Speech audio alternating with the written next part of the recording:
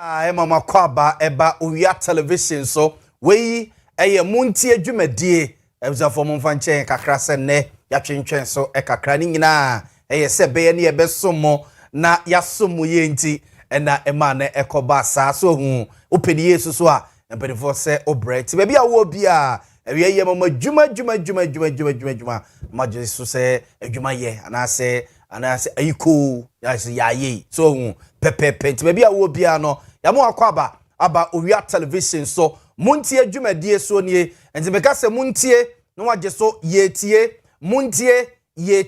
muntie meda se wagye me so honomo enne so da foforo a otwedi amponyankrompon de adom yen na wabie ye pono ama yen no oguso a epono no wabie a wonka ntumu ema yen so hwe omre no a mre no kakra bapa no miensa ho yatena se sabre kosi se no nsia bebo a ye be sorry ama news team na ba be so baton ni mu e de afri ye so no ye be siga na ho nkonya atena Ghana ho ye di Ghana nkomo na ya to adwene e de afa Ghana ho enu wadwuma na wiei me no ye ba be ye se ya amanyosam se ye mpotamu nkomo se ye ya mamre ni amane ho nsam babia ye de ho nkomo na nyina ye Ghana mpuntu Ghana nkanko Ghana nchichiriye entia se osese a ye ra ye 70th day emu ewo afimu yenim se otwedi amponyankrompon no wode ebekọ na ode akwakotwa mede ade na ya obo amanfo frɛ me libia bogadwumade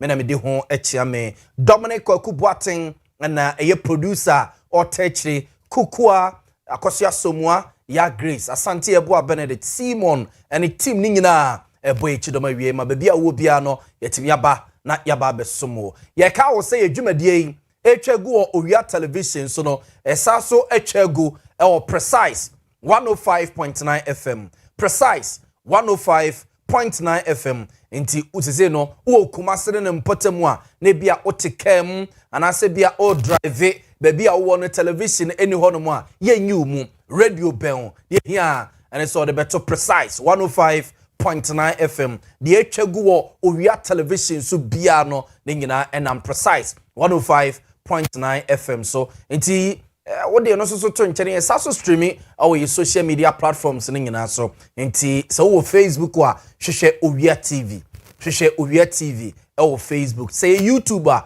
hwehwe Owia TV official na Owia TV hwehwe Owia TV official na Owia TV na so wo TikTok so a Owia TV official ye streaming live a obetime de wadwenkyere ene unsusuye ato honomo ye guso a ye di dwumade no ebusafo ye bekenkan ede amamo ewo dwumade so se bia opese de WhatsApp message and answer text message eba obetime de afa 0243 220044 so ami akenkan de amount 0243 220044 so ami akenkan ede amount ewie me guest a omo eka me ho awie ama ye di dwumade no ebusafo me guest a omo eka me ho awie ama yedi eye dwumade ezafo enie ora Nana AJ Perez ezafo NPP communication team a ewo asantemantema say no Nana AJ Perez edimu entintiman so na Vincent Asarebedi akon eye government communication team no oka ho o a leading member of NDC ewo asantemantema say NNA oye deputy Ashanti regional organizer hopeful na jese ostre delegates ewo NDC party nim say asantemantema say omonto abama no na ome deputy organizer informa NDC ono so ebe join you ofia ha say ena Joel Kwabna Bunsu wono so political analyst ono so no eba be kan ho ewofia ha ama yedi dwuma nti wei ene mabegafo a meni omo ebedi dwuma ene awie ewo fidie mu ase quickly yamo bonsam no so pa na fe yentena se na yeni enkomo ene nsam no doso bedidi nkomo na pinu a ya hwese obenya ho ntiase e wonsam no ho me starting from free parliament for parliament demo kono honorable Alexander Afenyo Markin MP de ma desia ewo futu abato mpese so na enkomo wei wakwa akofa abapen ema edu ba bi kra no nka omo semo no amana privileges committee anim ama akwa yi ne ho ano na agya chaw pa baaye o twe ne nsam ne sanye na mpedimfo de so ho a abusafo wasakoko kru de ababio o se recruitment na mpedimfo eye de akọ security agencies no edema entwa yi o se omo de bibia efe ne se AI artificial intelligence na omo de ye exams ye se aptitude test na omo bisabisa omo eye de ama omo ma apply no na se omo ma qualify no aptitude test no mo ye no it's artificial intelligence me yesi etimi kobuso bi se basketball court ohwe ne measurement no a etise obi a ope police akọ obi a ope prison service mu akọ obi a ope fire service mu akọ o the basketball court ne size eye dey no akọ kobusa ne sasem no ebusafo yentie owura Alexander Afenyo Markins ne nsemu a wo de tuga efa na omo ede eye exams no. Mr. Speaker, many of our constituents are having issues with the recruitment. They write aptitude tests, they get locked out, they are spending money. It's unbearable and the pressure is on us. This side of the house, that side of the house, Mr. Speaker, not one, not two, several MPs. Mr. Speaker, leader, talk some for us. Mr. Speaker, I don't know about you. The same thing. But Mr. Speaker, let the record hear you. That you also having the same thing. This is your mouth. They won't know. When Afenyo Markin says it, they say contempt. But I'm speaking the truth. Every burden is on my head. From you people, you are suffering. You get under the system and you are locked out. The question, somebody told me, he was asked the question, what is the size of a basketball court? You want to go to police. Then you have to answer a question. The AI system that has been deployed must be customized and to ask relevant questions. It cannot be generalized. It's AI, so you are asking general questions. Mr. Speaker, the military did something good. They created a system where people entered to write the aptitude test direct. Mr. Speaker, if it is possible, the system should be changed to enable our boys and girls who are even not educated on ICT to write it manually, so that a proper system is put in place which will allow them to go into the AI space. I am for AI. I am for IT.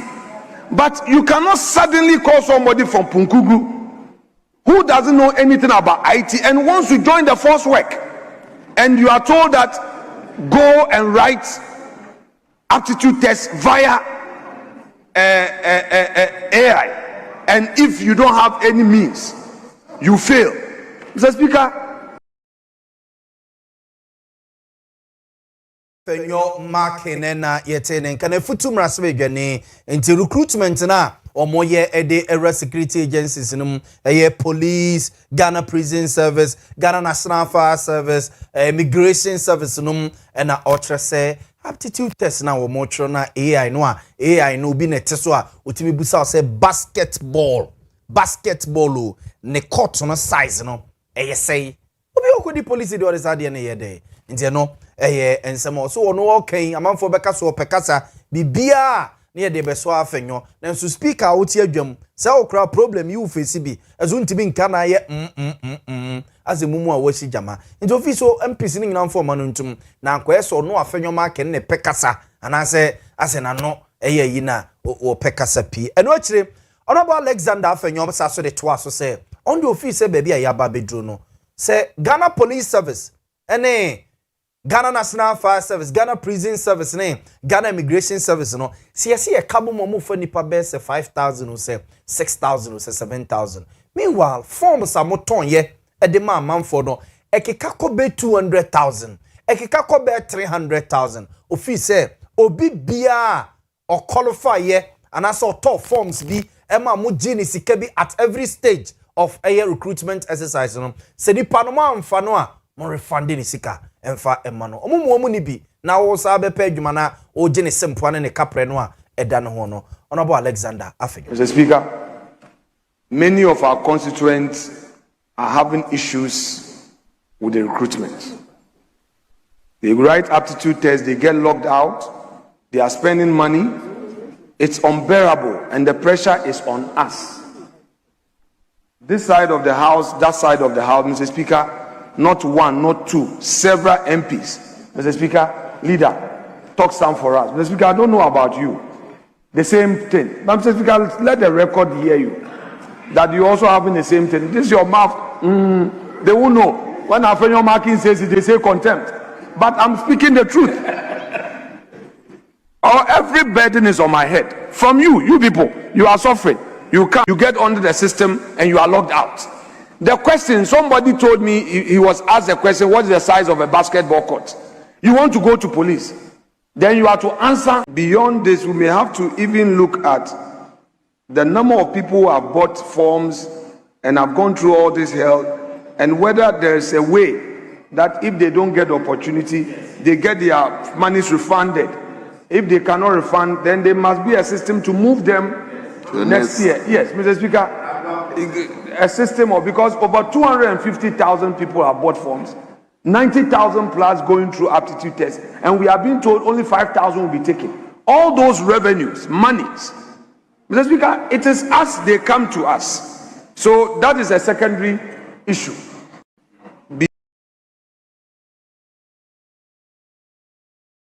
Nena yetene nkantini nyina na akwakoye recruitment no na oka ne nsem ye no honorable Roxanne Nelson Dafiamakpo ono so eye majority chief whip ono so sorry kire se bebi ayaba bedro no ehun behia se afani nyina nkomodidi bekoso no mahwese recruitment exercise we no omoye no emu beda hono mo a enkofa ha obia ema.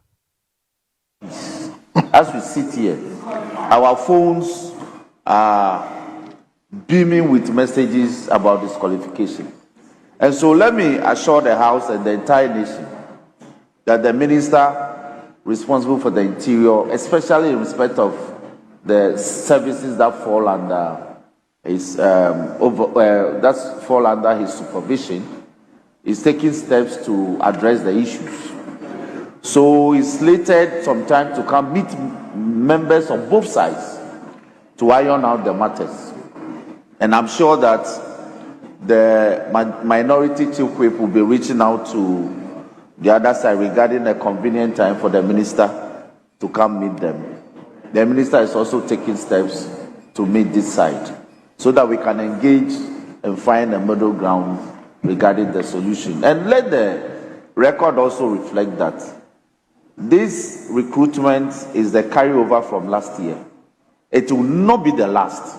That is why everybody is asking for a more reasonable, forward-looking process, so that going forward, the casualties will not be as many as they are. So we are all looking for a more convenient way of doing it, so that people are not felt they don't feel that they've been left out unreasonably.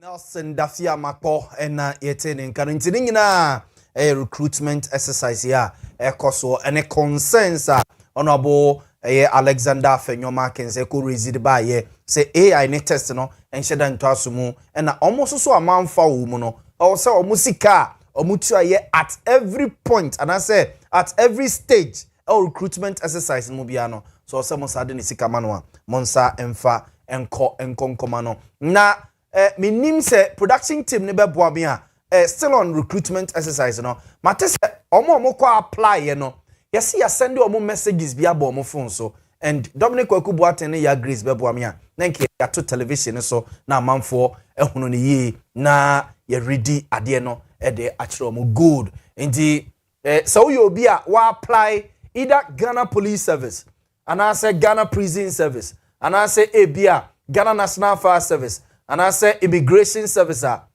aptitude test no results say yes ye ama wo mo enie enti say bia online application so hu na ya take completed na get say qualified no na ya ba documentation stage 2 no stage 1 no na ye online application no so hu completed na get say take wa qualify no about stage 2 which is documentation documentation I will be submitted at the akwakoto ade no so eno so no na che se omo de aba se completed na atiki green so qualified stage 2 no now about stage 3 which is body selection ho ne ye kohwe se bia wo kocha I mean kan sa se bia wo betemase wo kocha bi anase mark bi don ho a eye deep cut bi any ade a abusiafo ye be you afrim wo ye obi a waye operation surgery wo ye obi a waye operation surgery no kra ye be hwe ba bi e wo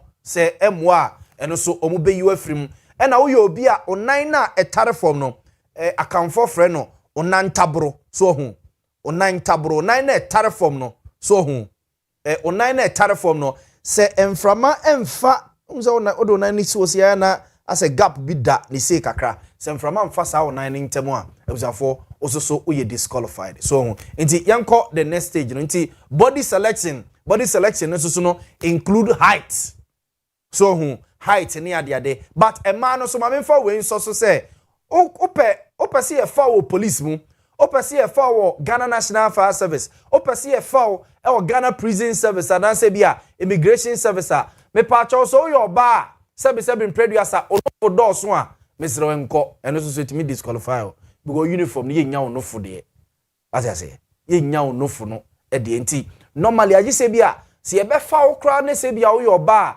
ya graceful friend so ye basti ana nya sa na mo ka no yes wo your ba wo ye bastia say there discrimination wo your ba wo ye bastia ho say ye be fa wa na bia wo special skill bi so wo special skill bi a adwuma ni hia ansa na ya fa ba nya sa omutimi gina sa de no so e di disqualify and so account yenko the next stage no enti third stage which is body selection no ebusiafo like I said no so no qualified atiki green na aptitude test no nia Greek no stage 4 your friend aptitude test na eno na yesi over me ka say 200,000 250,000 omo apply ni nyina but the mehu nyina a chunk of them message omo de ebanie message omo ede banie nti so ahwe aptitude test so hu na waba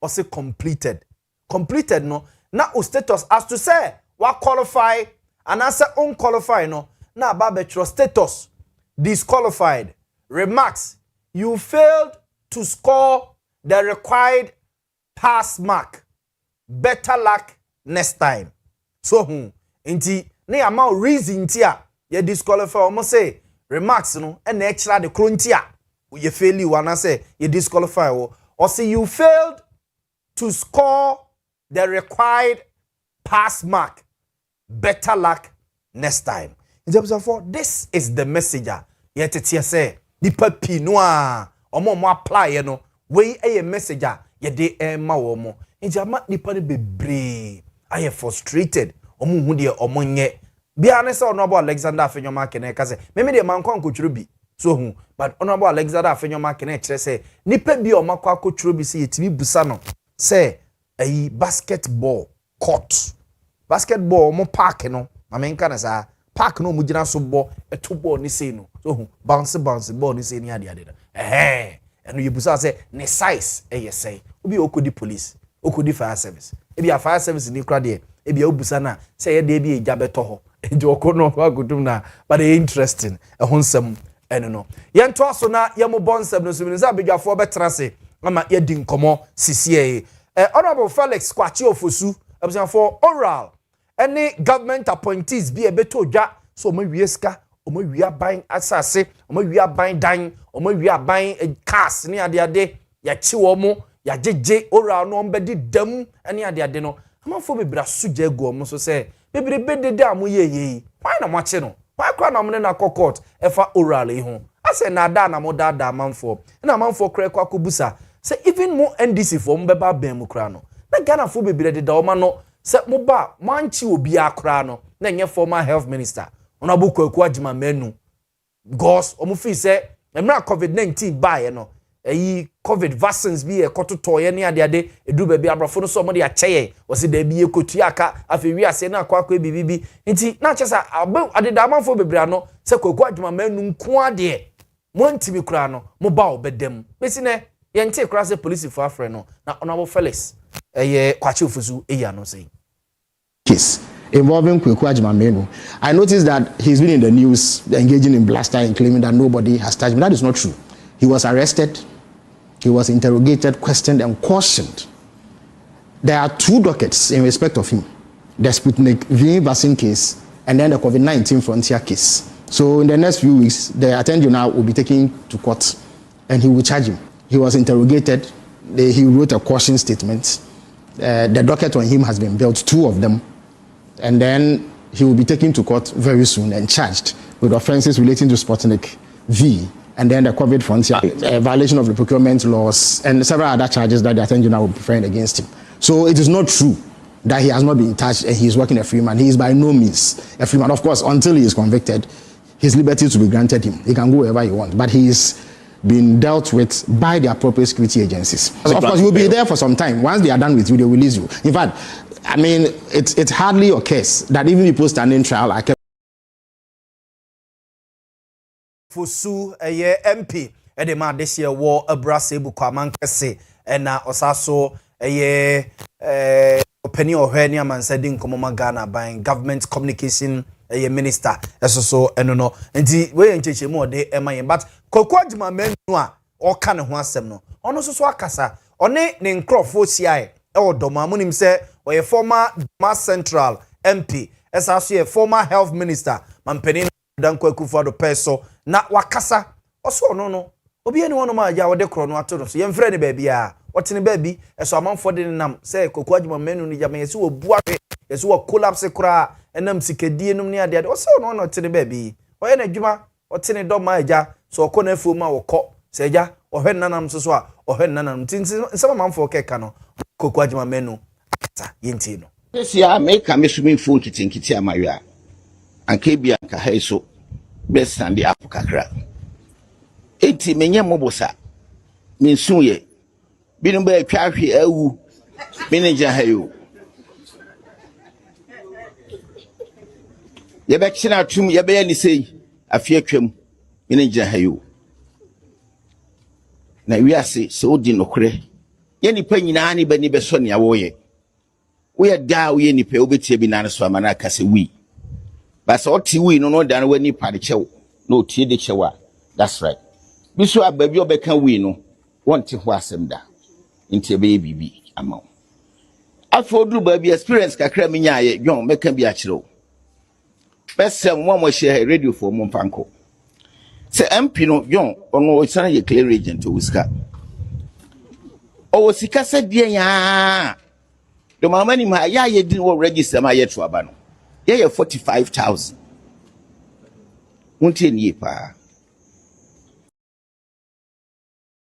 honorable Kweku Agyeman menu former Doma Central MP and former health minister and yetene nkanu nti we mra no ne na desia woni mpesua so asia omudidi omhunkomo na obobo sansem we eso for yemfam nko parliament bi na parliament edemo kono yedemo eko deputy finance minister Ra Thomas Ampem Nyako na tenaye na waka mampani na nado dan Kweku for the penso no omo esensan contract bi se omu si 111 hospitals omu si 111 hospitals ewo districts awodo a ewo mayimu a omo any hospitals netimi aboa na mapomde no ho nsensema tumpone a omo tu din se agenda 1111 na deputy finance minister Ra Thomas Ampem Nyako akomrase be fiem di akwa se hwe abai no emma contractors be 35 best over $7 million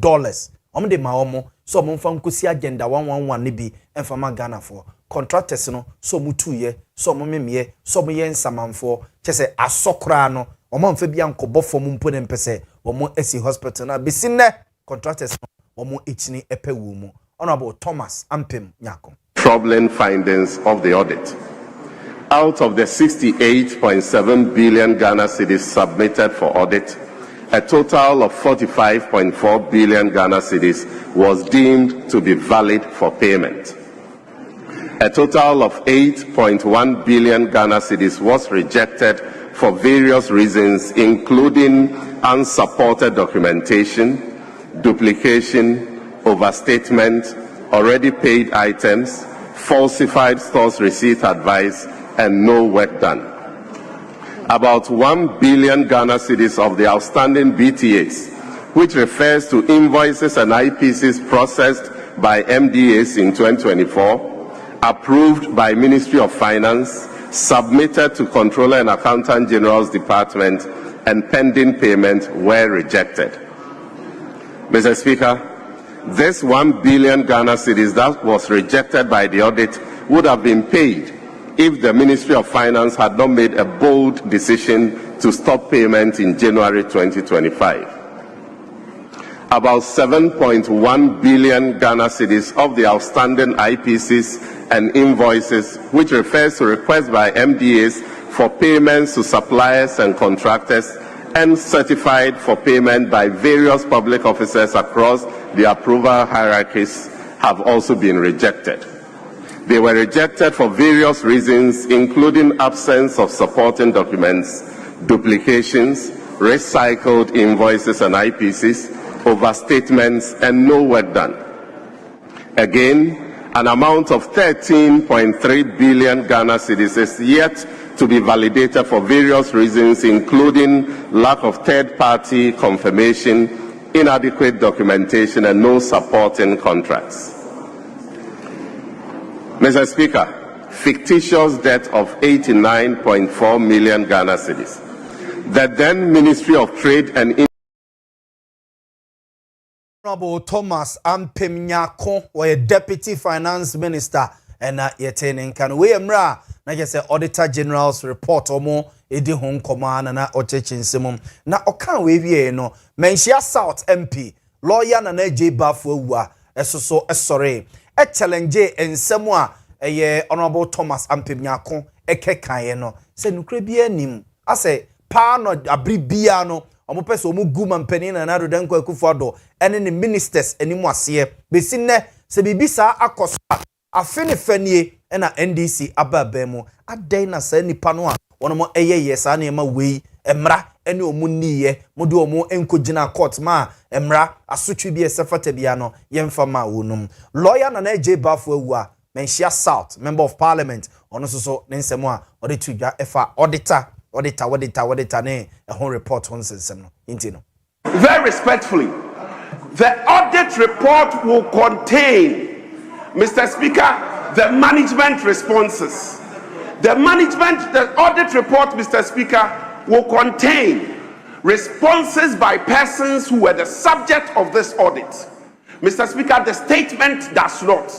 And so what we have, Mr. Speaker, we don't even know whether it is coming from the report.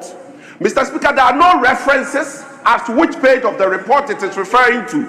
Mr. Speaker, it does not contain responses by the persons under reference or the institutions that are subject of this audit.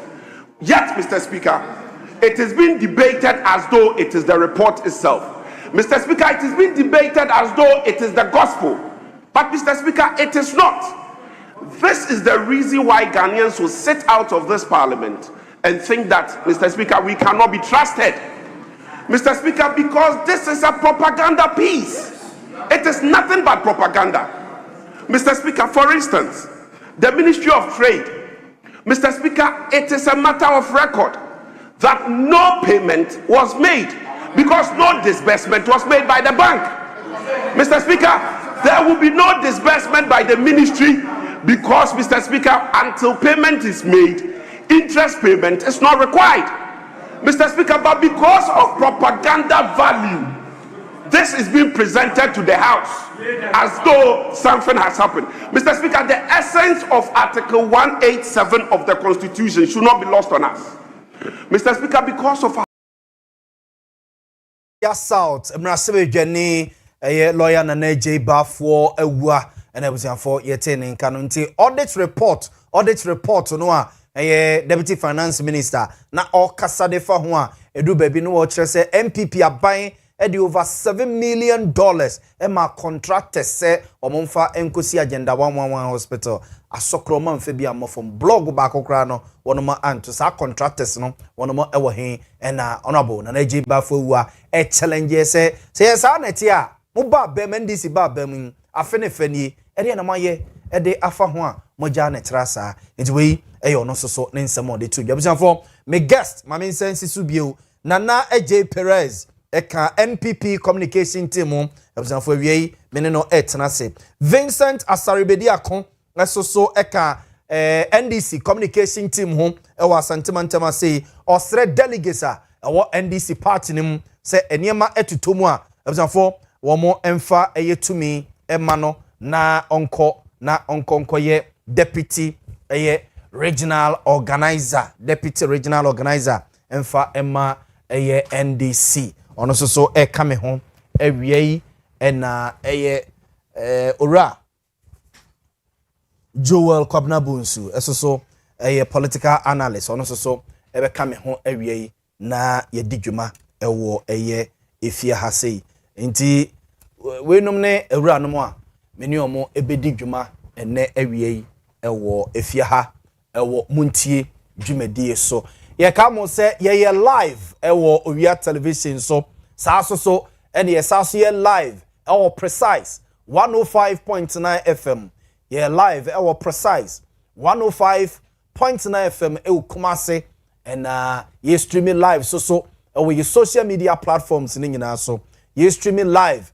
ewo ye social media platforms ni nyina so for oko Facebook wa ya hwehwe Owia TV oko Facebook wa hwehwe Owia TV and oko YouTube so a Owia TV official and Owia TV official and Owia TV and afi oko TikTok so a Owia TV official you streaming live or honum memrantie no atenase ene awie yeni enkomo kakra ewo dwumadie yi so medical catch say text message no WhatsApp message you between there for 0243220044 so am ya kenkan the amount 0243220044 so text message and WhatsApp message so the ba ya kenkan the amount ene awie Dominic Kubuaten Akosia Somua Kukua ya Grace Simon and Nanaya Wasanti Eboa no team ningina etamechi awie ya ebisafo yeba na yaba bedi enkomo na mamema bigafo akwaba mame nhyase emfemfri Vincent akwaba na ho ye de radiase ene wa ha no de amamani age eye se yebedi nkomo afa national health insurance me kai se na no amene wusiaye no ye di hu nkomo na wo na wutia me na so se ne obi se oye service provider na ose abandon ne car na ye onunu mom na mfa ne claims emaye eka bia ni akire but then people for raise concerns se ne mutimi tua car health insurance for car mo meda wo mase Vincent ebedi hu nkomo oh sire oh problem ni akire oh there for more than 60 years. National health insurance. We qualify and the Koya Juma or UNDP project. The health insurance na year Juma. Poverty reduction program. If you want to Koya claims officer, or one hospital, or commander. Okay. If you want to be director of finance, and if you must have health insurance manager, you know say. From the genesis of health insurance, I know. There's a health insurance, the UV. What I say. Okay. And I think where due supposed to be, I will give it to. Matthias. You know me. Matthias, oh yes. Yes. Because of man say, I know say. Mate. Maybe I call a youth. And yet, power and we can speak to certain things. And we in your power now. It will come back to hurt you. Oh yeah. Kanokre na say na yesi empa wasema. Ochina ye be wasema. Nokre. Eti ye de beba to baby o se ye de to. Mate.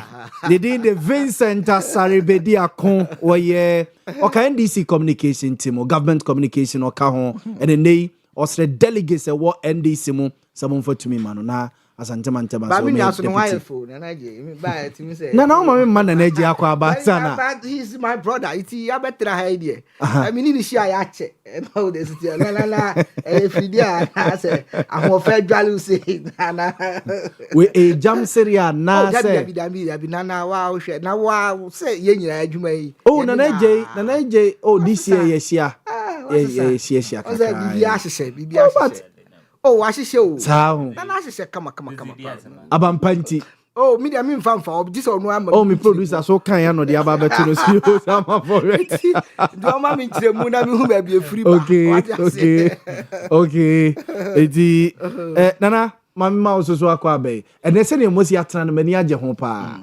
ena je se the ono no ye neutral ne se mu mfimfin just that it na kra de se me nua no ka kra no ye ya no anse matwema konya na mkom fie so we me nua timi ne nye if you come what you say we me nua prako na afisi apa fem ko meje senior ne fie boko adom ahweye MPP mu boko MPP aya kono na anya asem keto na MPP aya kono edi keka mo tro ne ese mo de pepe ya hye fie yese mo de mama busuafo edi yese bi de mo guess ebi so de mo ma ene o mo yire no edi keke we kra de men worry za mami sura chi na ko kra na eba beda internet so obi a o pepa ne bia o nya bie no na ko ya eba beda internet so to wait me akoya o say ye wo digital flag bearer and I feel so yes what digital general secretary lawyer Justin Kodia from yes Itimeno Kaseɛ nyame ya adom echina ene na de chia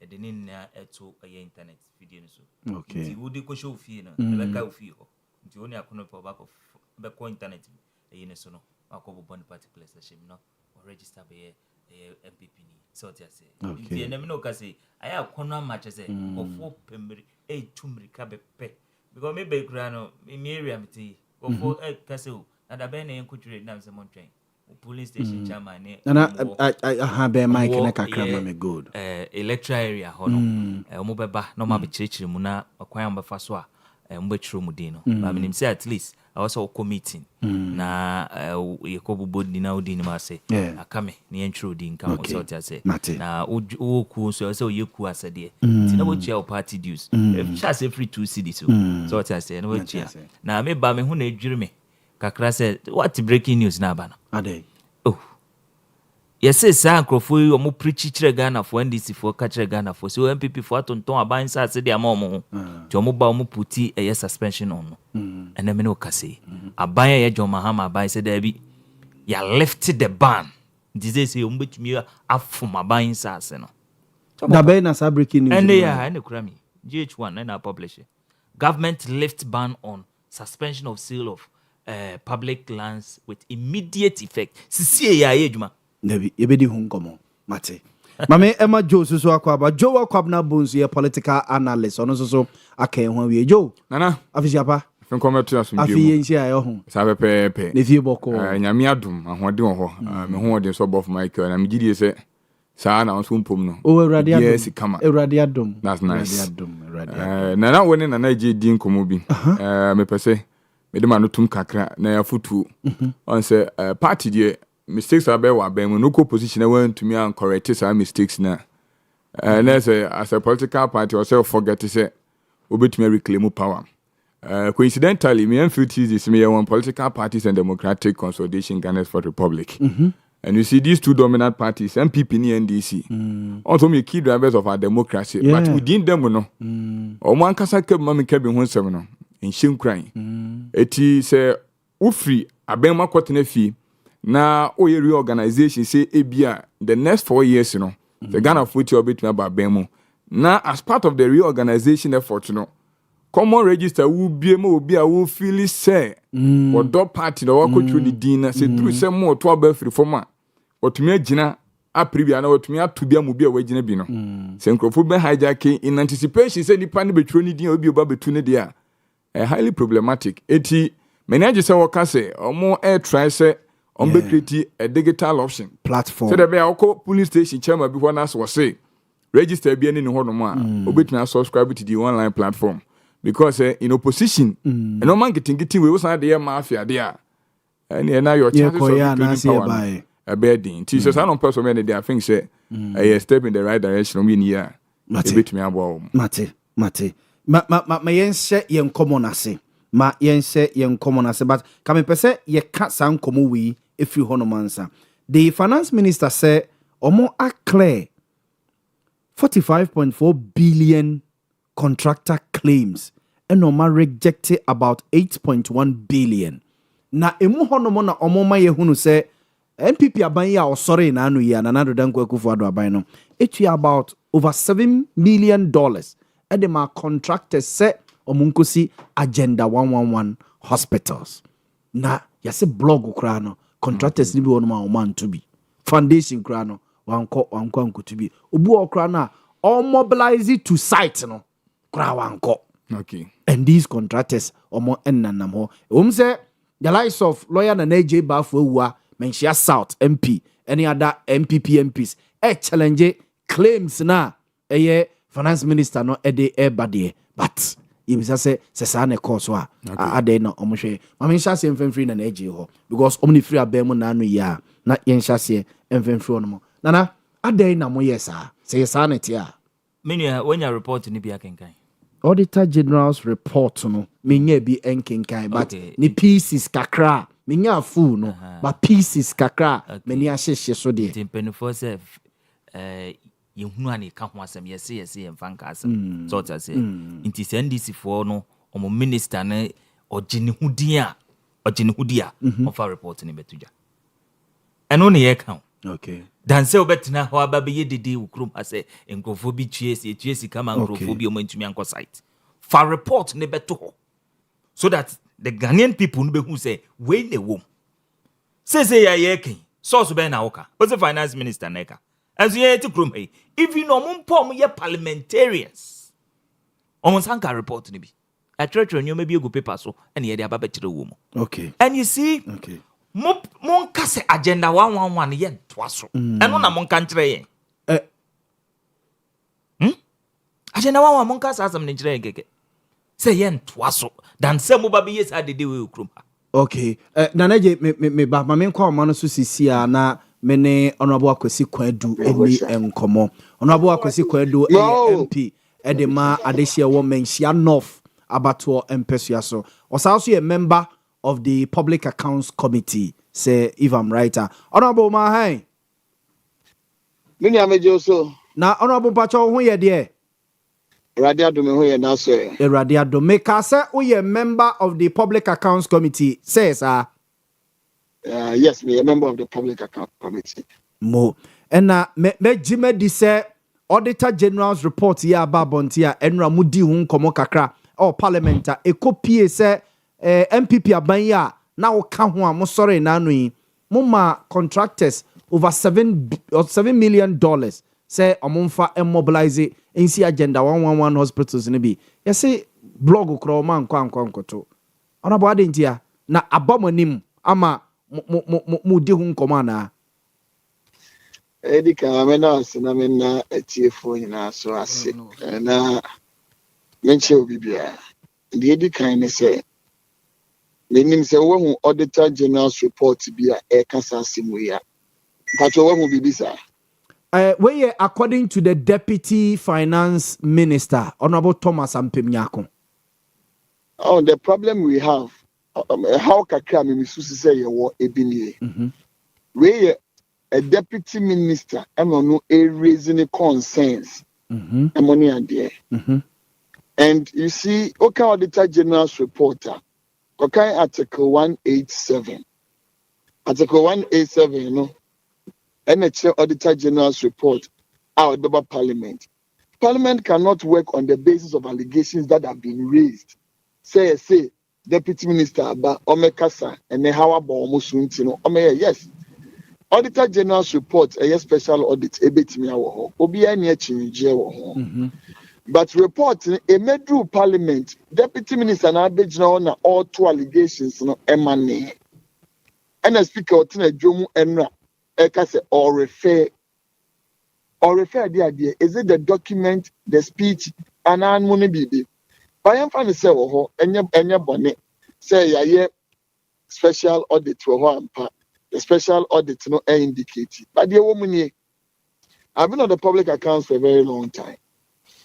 And the BI Auditor General's reports, baby, and there are infractions. The kind of infractions, and near my uncle, Auditor General, no, a can once a chain. Over quite not so be so what's here, dear Deputy Minister, never kind of year, or CB unsupported payment, unsupported store receipt, it be a duplicate receipt, it be no supporting documents, money at dear. Me jam me obi a akontabuo se de o man japade ahye onsa e de o man sika ahye onsa baby bia fan no ho bia no a wo ye adwuma mo man ni bi o man ni sika ho hweso de e ho hia me yie pa basabi Ghana mra kunni so article 11 so 19 emi ehunu se e wose ma obi biara akwanya emodi ne ho ano se ye de asem anase ye ka bibi fa no ho se wa ye bibia. Currently, as I sit, there is no Auditor General's report in front of me. There is no Auditor General's report that have been referred to your committee. It was a referral on the basis of a statement made by the Deputy Minister. We cannot work according to that. But Auditor General no report every single person that have been mentioned in it, obi biara na yabo ni di oyeti asifo biara no, that person will be called to the committee to answer. Say nipa no aban mu no, so kra position no, so we jẹ ni position mato no afi aban mu, oni aban mu bi mu. Every single person will be made to account for the stewardship under the report that has been made. That assurance I can give to everybody at OTN. We will not shield anybody. And you see, I will say, and I've continuously said, Auditor General's report ba omo aya na form titre paano minia titre paano yetimi ya na afo no oya nyo fa ho die kwa no mo de akọ ebe ne den. All of these actions bebrebe ni nyina no were either taken by public or civil servants who have been in the job for a very long time. Most of it could be a chief director, director of finance, head of procurement, head of stores, money and there. But the name say I am man of 4. Now, say my year counts a special audit report 2024 in T. Was an man of 4 year regime. Maybe a could defend the baby womb. Yet, British, Obi defend the Obi and the Hawaii. We will let everybody be accountable for it. One also a dear, and my Jumano Asha once civil servant, public servant, money and they would not have the opportunity. Onya akwanyano na onsie ewa manyosem for inkita hundia yebedie dia sensa ye ho echi. It mean here no kre. We have heard. Me am a Auditor General's report website. I don't even find that report on their website. They know can say probably on the website. If there is a copy of this supposed special which I can match it. But so yeah, not the bad year. He will bring a copy of it to Parliament under Article 187. Then Enubedua would interrogate that under Article 187, Article 187, when the referral is made to us, and make anybody who has been made or named in it, come respond to those allegations.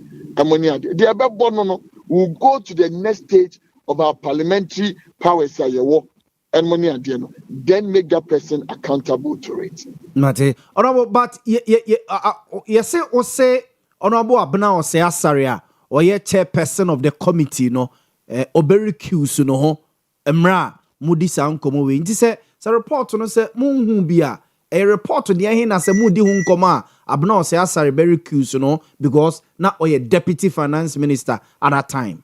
Okay. Question I say my okay.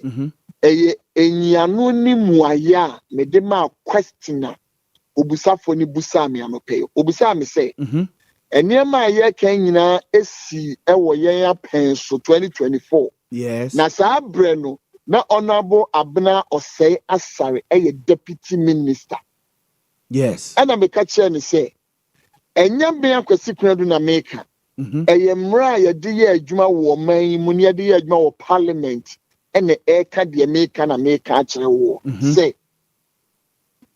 aban bi a ɔwɔ aban mu na ɛyɛ NDC aban na ɛwɔ aban mu na ɔyɛ majority no. Public accounts is chaired by the minority. Sɛbɛyɛ accountability betumi akɔ soɔ. Na emom enti enei no Honorable Abena Asare ɛna ɛyɛ chairman.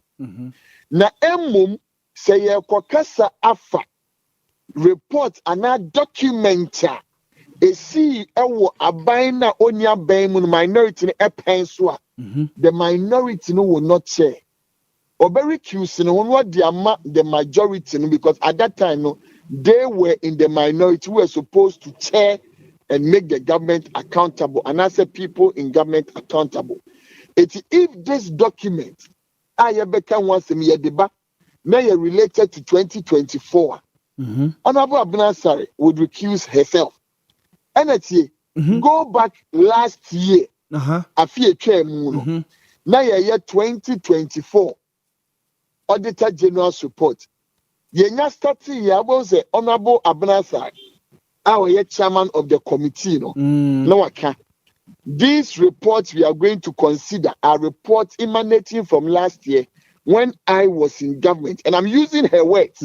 When I was in government. So I hand over the chairmanship of this committee for this hearing and examination of this report to my ranking member, Honorable Samuel Atamils, who was in the minority then, to chair this report hearing. Then she recuses herself. Okay. So it is no different matter and I'm communicating. I'm only communicating the position of the law and our standing orders. Okay.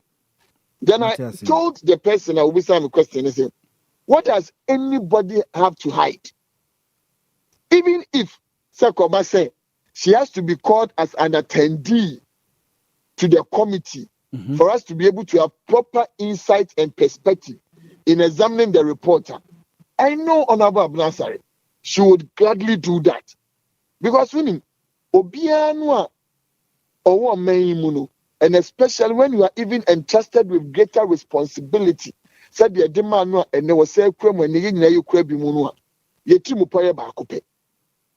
Yetimu pone say, or mine sikasem na japadia or one who a sofa suni biarano, Obehe ye wo kwan paso, netimia bois.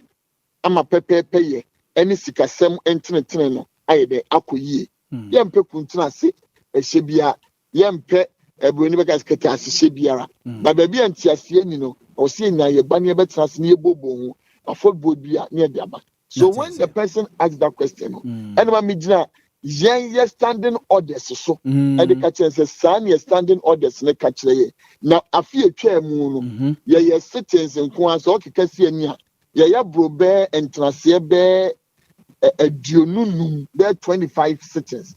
All of it, none of it did she chair.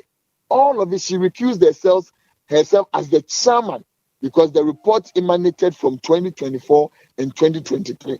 So if this report is 2024, definitely by the practice and convention and by the law, she will definitely do that. Okay. And I'm the cancer because I ain't more. Matias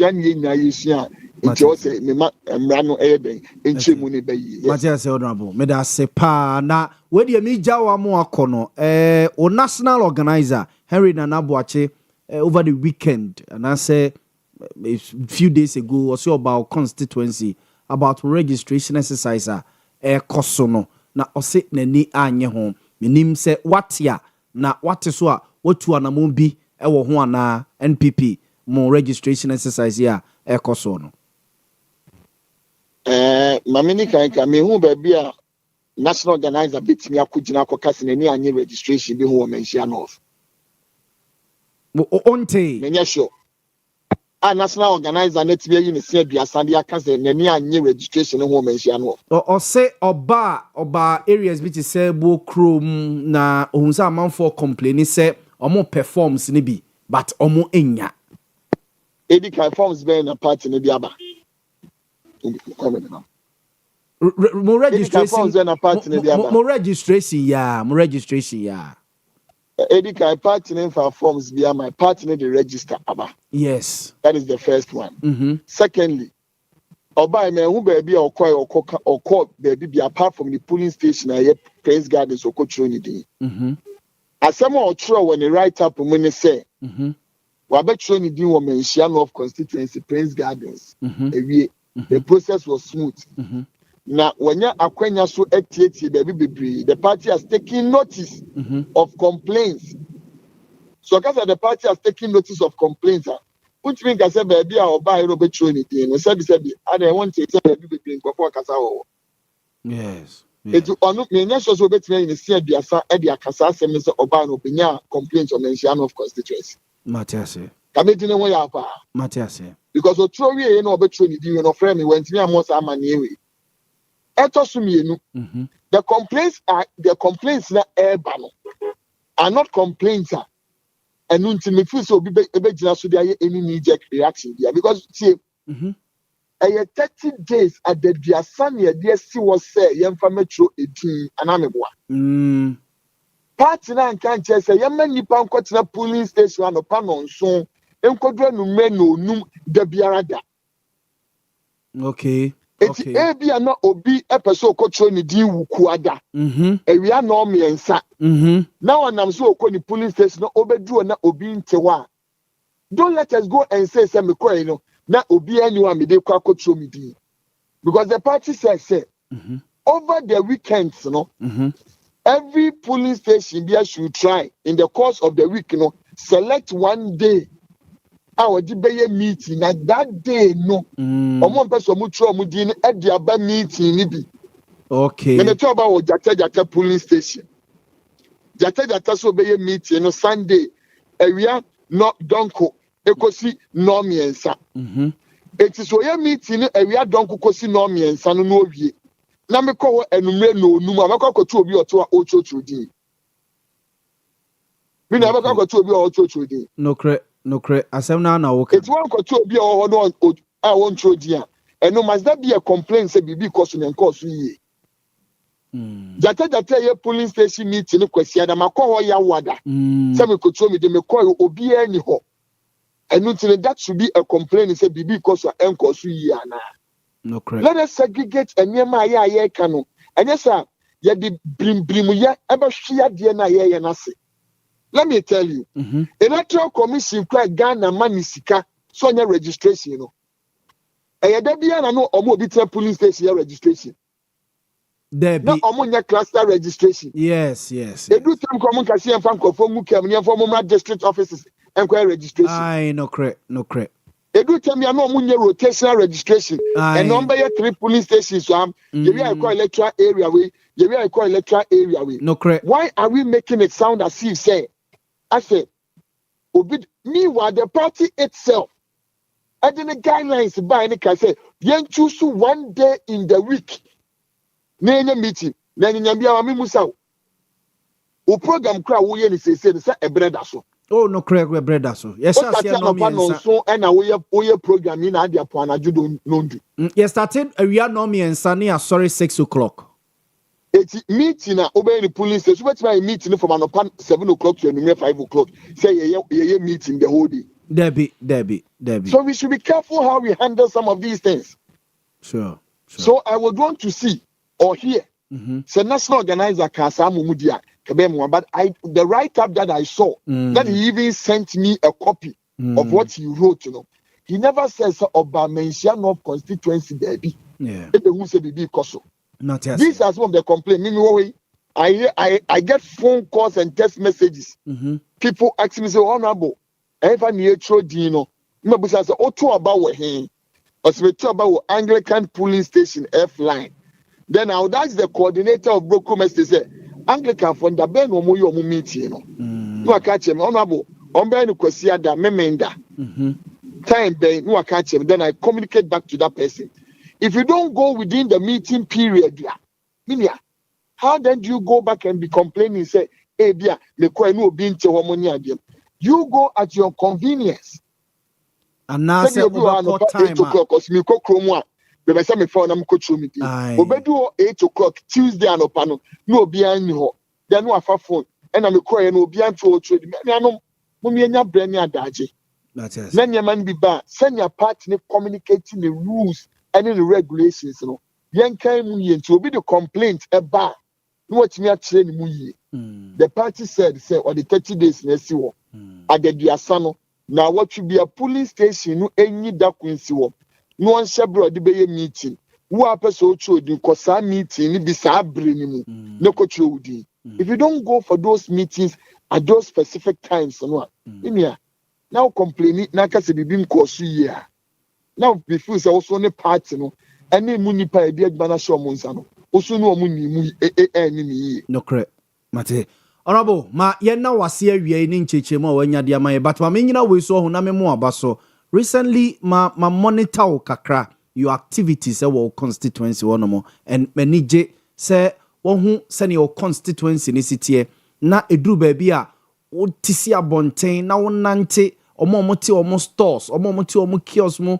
omomote omo containers mo o engage omo ni omo din komo na hu de wo se wo so ye to help them. I mean, and so not me more about why are there pa and na nonsense so me say scholarship bia oh yeah and the man some of the students are more area honomo ma ye more abaso na me enka ho na omo ahoden na epem ko wani why yo eti ada obeba eja constituency bia so ne atena se edi nkomo nya me nhyira observe ni dey e dey honorable Kwesi Kwadu na ye ne dey nkomo ni nyina eye auditor general's report ho nkomo na afi ye dey ebewura NPP registration ye kosi mama samra na eje ho no mo na me ne no edi nkomo nana nti dey ya ba bedro ni nti o say eti adiama ni mu ada ho kakra honorable akla ni nyina you see agenda 111 ye sha se okrum ha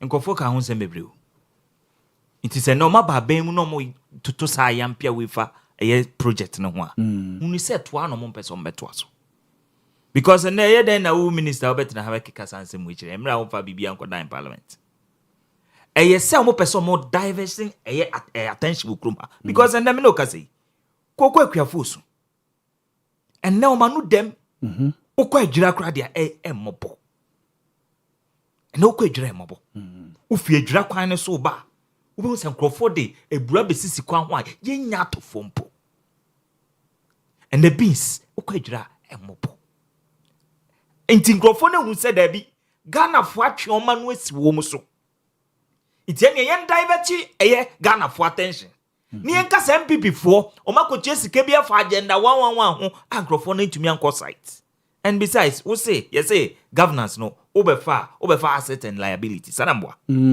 iti enei de mu ede ne de wafa eye hu dede de anwono no de ene MPP fo mebwa de anwono no de MPP fo oba ya agenda 111 bepem de libya onim se agrofo yo mo fa one blog kranka agenda 111 no and no me all these hospitals egun rem and a Ghana for ebre okruma and Manante region yimu e Ashanti region na bebi amakwa agenda 111 no Libya and them no kase ebidi mu ebidi bi aye fitemu ebidi agenda 111 bi aye car park site na yesi agenda 111 ewo ho no uko certain districts or the why the car park e dey trailer car park ebi cross and dey fitem go to Asokoremampo and go and check and area ya me makọ and area ya Asokoremampo municipal me say uko Asokoremampo asanwase wona o ma agenda 111 no o me dey car trailer park o mo stand dey fitem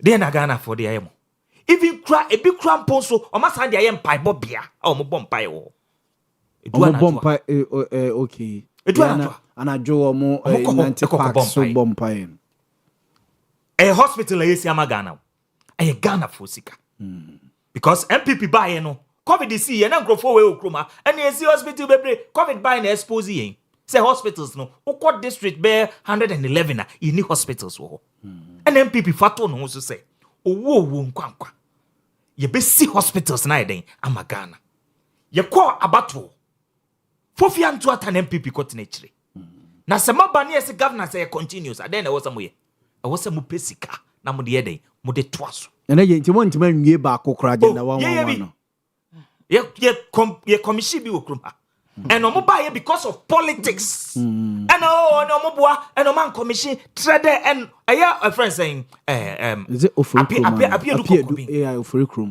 politics and the agenda 111 year. Yet the Ghana for more health ato a yes I am. The hospitals and the menu ekasa yes you know. And no me jani nyina can rem. And the bill hokra dia okokra enko. Go to Achumamponia and go and check.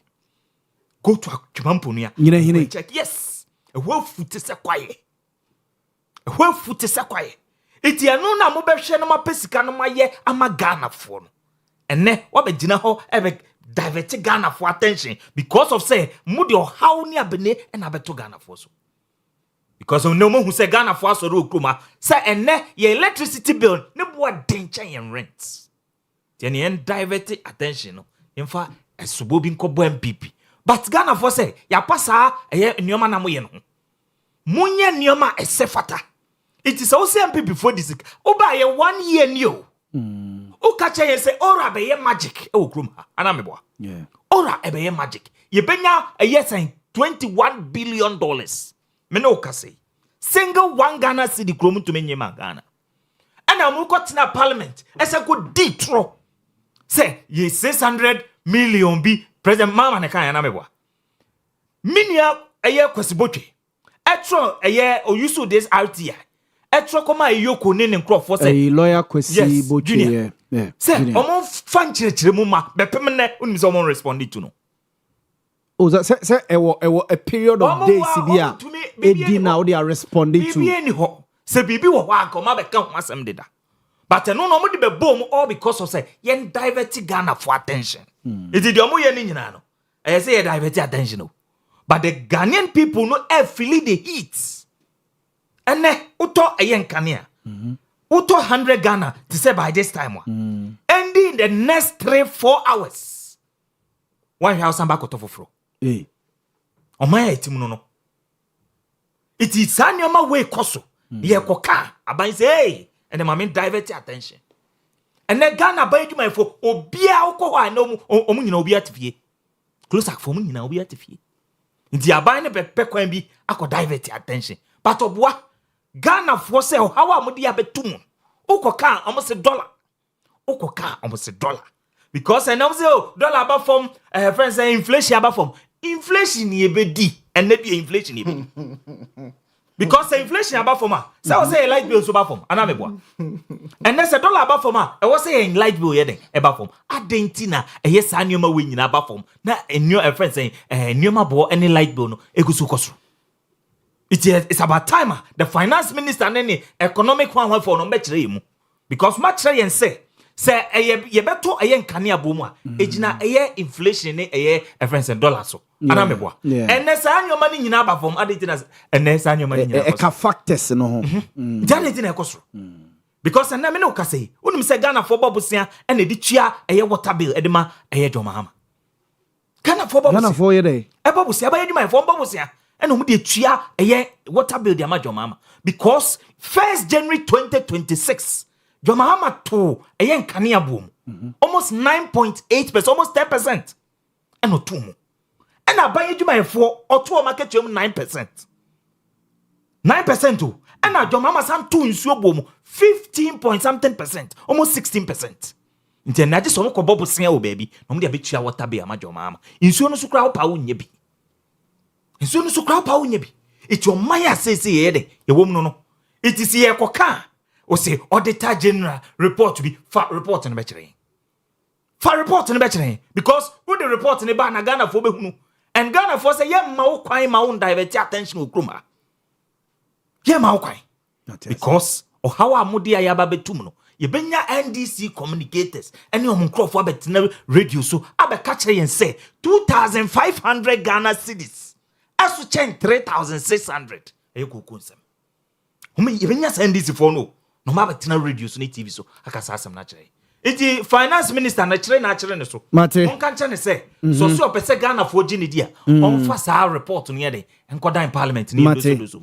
Nedende Nana AJ Perez NPP communication team for oka ho ewo eye omayimo ene yetene kan mamra Vincent onomo Vincent na obi beka say ye sa netia say MPP abanya mampeni na nado dan kwaku faro no die ni mu na anu ye omokoye no say omotua over $7 million ele ma contractor say omomfa nkosi agenda 111 hospital and a blog back okroman toa obi say adena monche wo mini ameda wase because 1 year afini fani almost adena monche wo mini ameda wase me je so ma fa wa fidie so achia me regional chairman ne me regional organizer na my passionate appeal to your minister sir and they omo handle a security issue say issues na that at hand na ye ka ho asem sisi no issue be with regards to recruitment no ya kamia ye say ye beba so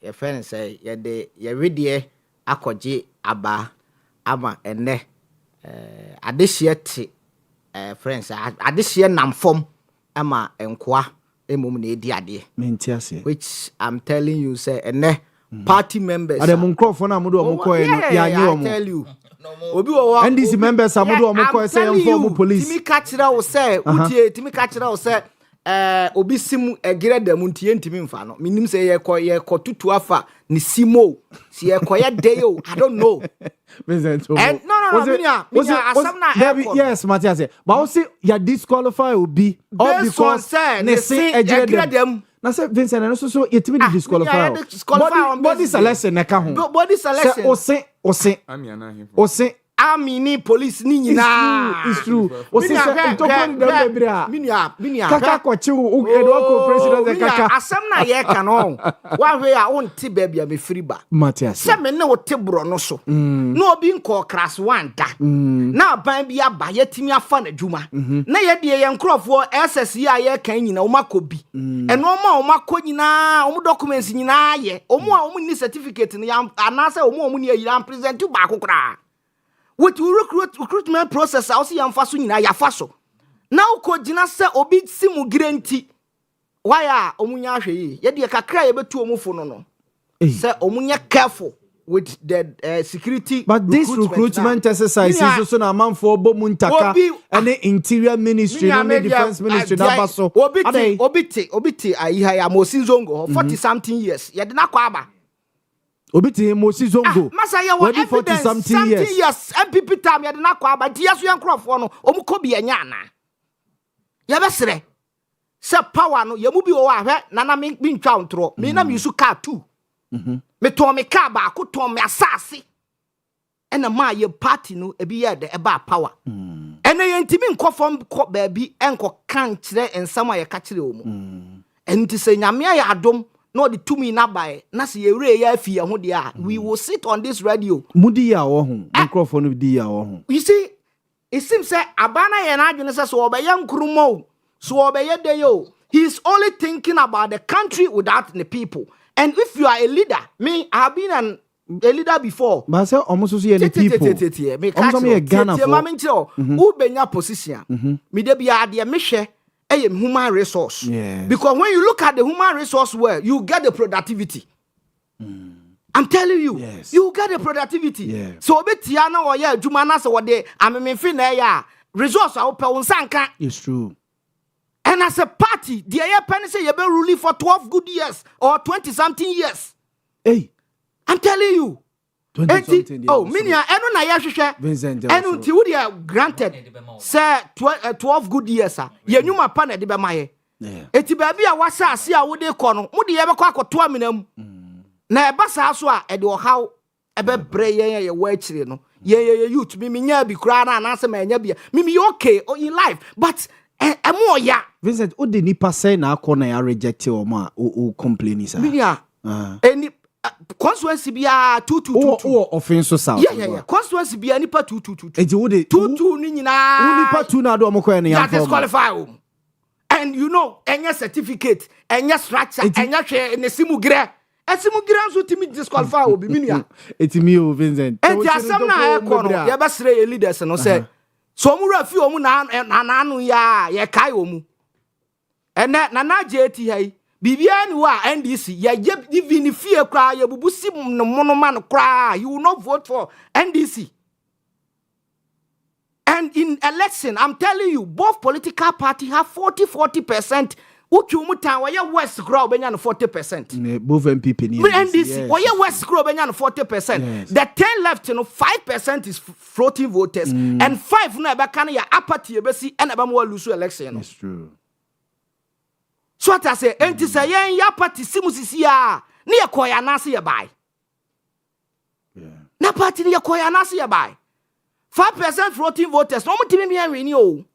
But a good say, Owia initiative say inflation ba form normal economy now we shefie so. Me nkase yemfa ni nyina nkase yemfa ni nyina nkoye but two if constituency be 2 for multiply number of people are here. Say police almost is it 4,000 and yeah soldier almost 4,000 so military so almost 4,000 and almost for Ghana prison service na 2 who the time say 275 1,000 and so much are disqualify how Maybe Vincent on Crawford na do amokoe no. Oh, I once I acquire disqualify 2 no. Ya ma ba ko 37 military hospital kwa. You better request medical report. Not so move amount. Yeah. But we prove further. They will explain to you the until ma disqualify 37. Ya ma no kwa kra. Eti anu kwa second one ya ma na nko. Because you say ya kwa asimu gire ya na ya besa akoka. O de na military and police. Military asam na me no okay. Aptitude test no pass. Aptitude test no I think that o three years and work medicals yeah we pass ni nyina eti medicals no no disqualify no what I say yeah be sre some of us me Tommy kola s and ton masasi at least so me nya na me nua bi nya it will motivate the grassroots. And adia obi ya o hwiase no one grassroots for no as omo dictate say no o ya de chem edua ntakuma atrasia ti ama no idea de no eyeso ye nkotena ho nsa anye transe nkotonko se omu se ba bi omu de ko no e ba adwene ye de enka se ye mfa ni nyina amaye but ye fa 4,000 na 22 so enye say the person is not capable, the person is not competent, we be a watch exam say pass na medical so yes in it how emoya metwase yamra topic metwase nana jedia say we minia nana jedia wono wo betina hai ayampia ne no ma ene wakasa and nana baby odi nam no odi for bari nyina na yese ewiase no ya na nipa refi ne ho e won nsem bi a owo opposition a oka na oba power nso a nsem bi a o power nsem bi a oka oko opposition so a won nsem bi a oka na je kuro ya me ne kosi a wo radio station baako inflation ya ne ho nkro ne ba na ne oka enese nana se ya nwi inflation ye nwe de ye nye sei na saa de ye kɔ ne saa de a me gidi se emwa de nti a emwa ne se ende se mete oman mu na enra me two car hwi from Kumasi me call Techiman me di almost 250 Ghana cedis fuel and a kobai Bruno East okay. Ka enka ne nka man tokra na nya me 500 Vincent now you car be me use a Honda CRV na na me use wa okay enka enwa na me use okay me ko na me de aba eti difference no inflation na ma me bottom eso te ya no ema me bottom nana no correct it is sometimes you have to be fair it na je mu suba we na me ema ye ka kire ye mpanyimfo se ye nkrofo bi wo kro we mu a se ye adwun se ye plazy wo mu a sa mire se ya ye di agro emre no so a ombe wo mu se nanka no ombe yi wo mu ti abete na wo ma bekae eti de ye wo dia no bo ho ban sa mire se because na je na wote yi opa ma dollar mra even 5 cedi 2 cedi on betena wa video so mo ya baso da but say dwadini no so bi dwane hunu say ade na ba fom me say market ho no yetimi kwotena obi wo ho ene no ma no bo aba fom no o sa tena okra sa aka se ye nto na ade ye nye sei de obeye bia ne na ba o se o ka brobo Etika bro no kosura na. Build your man yo. You build the party. Tie Nana je say ebro bo aba fom. Ama na yentimi nto abro e na yenye say. Ebro no so sa kosura ye sa beka se buei. No kre. Eti amamu be na ye nuanom MPP fo mo pese ye mu no okro mo kan kire. Kosi koda. Yeah, what do you want but we want to assure them. Ordinary Ghanaians now, Eko Yamu, now no Misia MPP. Floating voters here will come as 5% voting population. Omonim, they all can say dollar above from petrol above from inflation above from Omonim. Se focus no koye yen crop for party for kwa. Vincent. Na you better build your mind no. Bidia dia mika ye ase o percentage ye fa nipa 4,000. One my even 500. 3,500 no floating voters in Kwanfa. 3,500 na can floating voters. Any na naji mo emfa. Na at least yes we ntimi ngu say ye call form ho no. Asem na yakọ ka se ye be ma bi manya adwuma ye. Ni yesu anya bi aka. Matiase. Wo hu masema mika nyina. Matiase. Eruti enya ne bone so. Matiase. Eti floating voters ne de because minia election be about be lose aya apathy. It's one of the key major ingredients. Yeah. Who say apathy na starting temana? Na one say agitation so with the recruitment now because for now with the recruitment in there obia no obetima akofom wosisi a okaka de asem na kire o me ba jo Dominic ne ya Grace mfa omo koye applicants no messages na ya send the amom no yemfa to TV no so na the Vincent K at least ye musa questions wo ho kakra good and that TV no so no enti first one ye online and this betima ye we yo and this nko a ubefa online document so na wo complaining minia and this nko a na betima ye saade ada MPP for man ye bi omo ye recruitment no man ye before election ye beto aba constituency bia na MPP for dia ni form kra akoto no we who kai samre na mukusa mu questions when you people ask them questions omo say no man back there tia gu order that so be kai yeah me kai and omo for say constituency be na and amo de na say 222 no kra no hwe ya sa disqualify omo nyina asama yete ya ka na mo ye o observati we enu ti ya besre o we de Vincent eka ho asem no ya besre empanyimfo first stage no ye online application o ma qualify no about documentation o ma qualify o submit o document ni nyina online no about body selection it one also wo de no say sim wo jere asim grem e de sim grem na e de ayu but unim say Vincent unim say edu baby so even oba say nipa no your oba say bi so ye too bastia minia family ko fa baby ye na person media me sisirimu grasam na o de na mo disqualify no esimu grasam am say ne simu girenti ya disqualify me so me hwa ya ketewa bi na da ho etu okura timi fam what I say etu okura timi fam eti ya basere o mu say mo remfe enna na ase yes aba power no mimi ni na je wo ye di nkomokoma yesere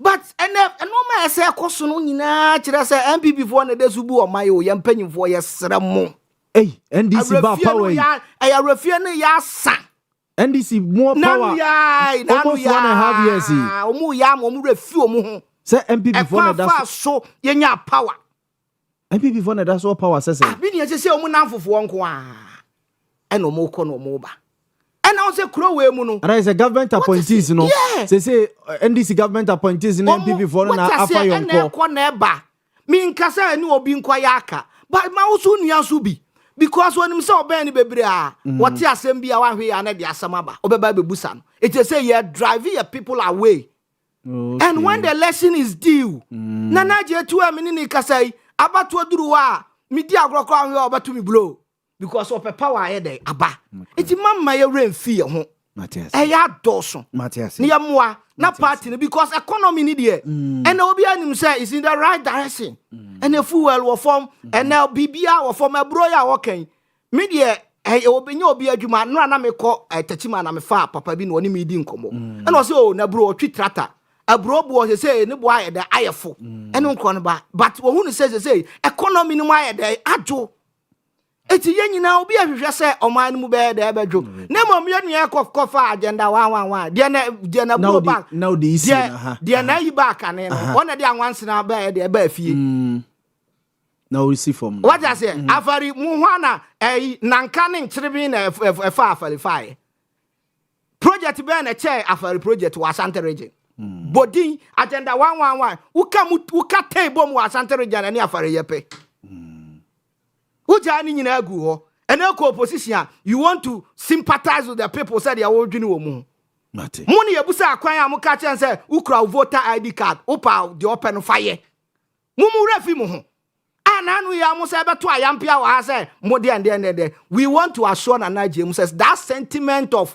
passing bi ni unkron but those people who are listening to us omu nyina omu ni mu haw ni amane o mafam kopim say ene NDC aba ene headmaster bi ada woda kane ubo ho ya na yiwadi uye say ya unya koka bibi ya na ye NDC time ye bia na yatimi ba em obi atimi kire na dwen a teacher for na maba ni omso what I say ene wo say koka closak na closak condition no who sign it you sign it to 2019 ujato wa ye na kotena opposition also na adwene no sometime 2019 am no say condition of service go and look at it. Condition of service asem no mu kan you salary. I follow the case. It's true. 2019. 2019. Yeah. 5 good years. And na sometimes na ye wo betena wa video so na wa anya careful a wa hwe anu akopa. Because it's very painful. Say unu aba 1 year. He's stabilizing the economy. Near the tatan abra 5 years. Aba bi bae yan tatan. But I want to assure them say NDC there yetie na yebetie o mu so. Ni asa mo get back to there be also mkoye adwuma. Mate Dominic ni kuku amomre Vincent nso man no na yes me who pressure na if you offense so e ba no matena se pa and I'm worried for no enya say ono ni mo ba bia o ya beto election wo ko ba bia ko twa kwan ba I'm worried for no the pressure no one so Matiase oh debi na je nkasa say woman of value be grab by no grab nkasa debi mama ko Joel ho Joe yenka police and security agencies recruitment there Vincent kan ho asemi na fe yemfa mefra agenda 111 na ye ma contractors bisika na yenhu de kokosi ye yeni nkomo nana Vincent free offensive body na me the message be jane so kwa won chei mami MC abodie okay me body pa okay ti brief comment on the security recruitment no asama na wo kan nyina de me fa free mu ye Ghana ni a nisika kakra ko de beto duane adi we decided say we de beto voucher na we launch online application in anticipation say you be fan call any of the security services say your prisons and immigration and police and fire na say we think come say already no number na ye fan limited na mum there's a directive for akọ constituencies so say constituency bia no and present at least nipa 2 for consideration into any of the security services na hwa ye wo 276 constituencies okruma it is a yema the constituency party 2 slots ebema something around 552 yes you are MC you reserve quota the MC members of parliament MC yes once benya slot. So constituency party enya slaughter certainly MC having in mind say party for a con $100 no man is slot Vincent say in their case omo kan ni nyina bom well mama come asem say any account against mine okay eti ye wi behwe MPs affiliated to the ruling party almost around 180 obi abenya binary at times say 2 and 189 omo de 189 regional executives independent will not be left out. Regional executives, regional chairman, and regional secretary, regional organizer. Okay. National executives be your mother. Now, we no mean we no. Now, what be someone say, what free 3,000 na ye say, ye be funny more, say Nebeka. Eti up in issue. Nipa 3,000 na ye penny, move say 2,000 near the kind affiliate through protocols. Yeah. Thousand akano before say obawa kwenya bi no obetu sika koto voucher 200 Ghana cedis. Obu won ma won shada nyi ni say koto ba ko a ebe fama no. It will be top 5 ni nyina. It be top 4. Auto police, auto prisons, auto fire service, yes. auto immigration, no auto army. Exactly so. Yeah. It will be a spend 1,000 Ghana cedis. Any at all the forms obewie emu bi en honma ye be fa no. Na say ade no unyamu a de ntina so ho san kodimu. Na de yampo ne say obi ebe go through the initial stages.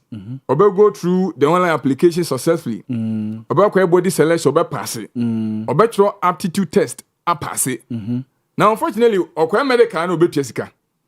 Medical no omo at a cost ranging between 1,500 Ghana cedis and 1,700 Ghana cedis. Yes, if you crack kusi 2,000. What can we be our top funds makuma 5 no already no spending close to 3,000 Ghana cedis. Obe we no. Na flimsy excuse. You in film at the medical stage all because slots na kasa do na no ya feel that. So and it is not applicable to the NDC. Final stage na stage 4 no ya grace ebesa so dey to TV ni so amaya. Remarks o mo dey maye about nipa na o mo disqualify and you say you failed to score the required pass mark. Better luck next time. Into required pass mark. I don't know you say omutimi busa say my the basketball. Yeah, questions in about what I mean, no. See, I say, Obi Okope police edi. Ni ebuza say basketball. The court on the size, you say. Okay. Who busa sa di we say 77. I know crime share that issue because aptitude tested there, it cuts across several facets of life. Yes. And general knowledge, you need not to be a specialist in a particular field. Yes. The assumption is that Obi or call any of the security service also in your basic knowledge. Yes. General knowledge. A common. Yeah. But almost a pass mark near, I think 65. Meanwhile, test no true we are scores nema. Okay, o we are ewo ade ne so a pass no score uni access to scores abinya. But you say pass mark no so 65. Meanwhile, there are objective test there. I sign online. You feed my system no. It's true. I was saying how true we now submit results na. Instantly now no. Yes. Can scores ni tumba no say what pass and that's why they what fail it. If your questions near 100. If you scored 70 out of the 100. If you wanna win him say what pass it. When you below 65 now, when you say ahead then on sanka. Yeah. But where be when you access to the max. Oba we are 2 weeks, 3 weeks, one I catch say where you the required max. Also so want me access to question now one side no. To better know what you matter say. Indeed, ufeli. It's true. Sanoma we know I have my own suspicion say omo administer test, omo control results no.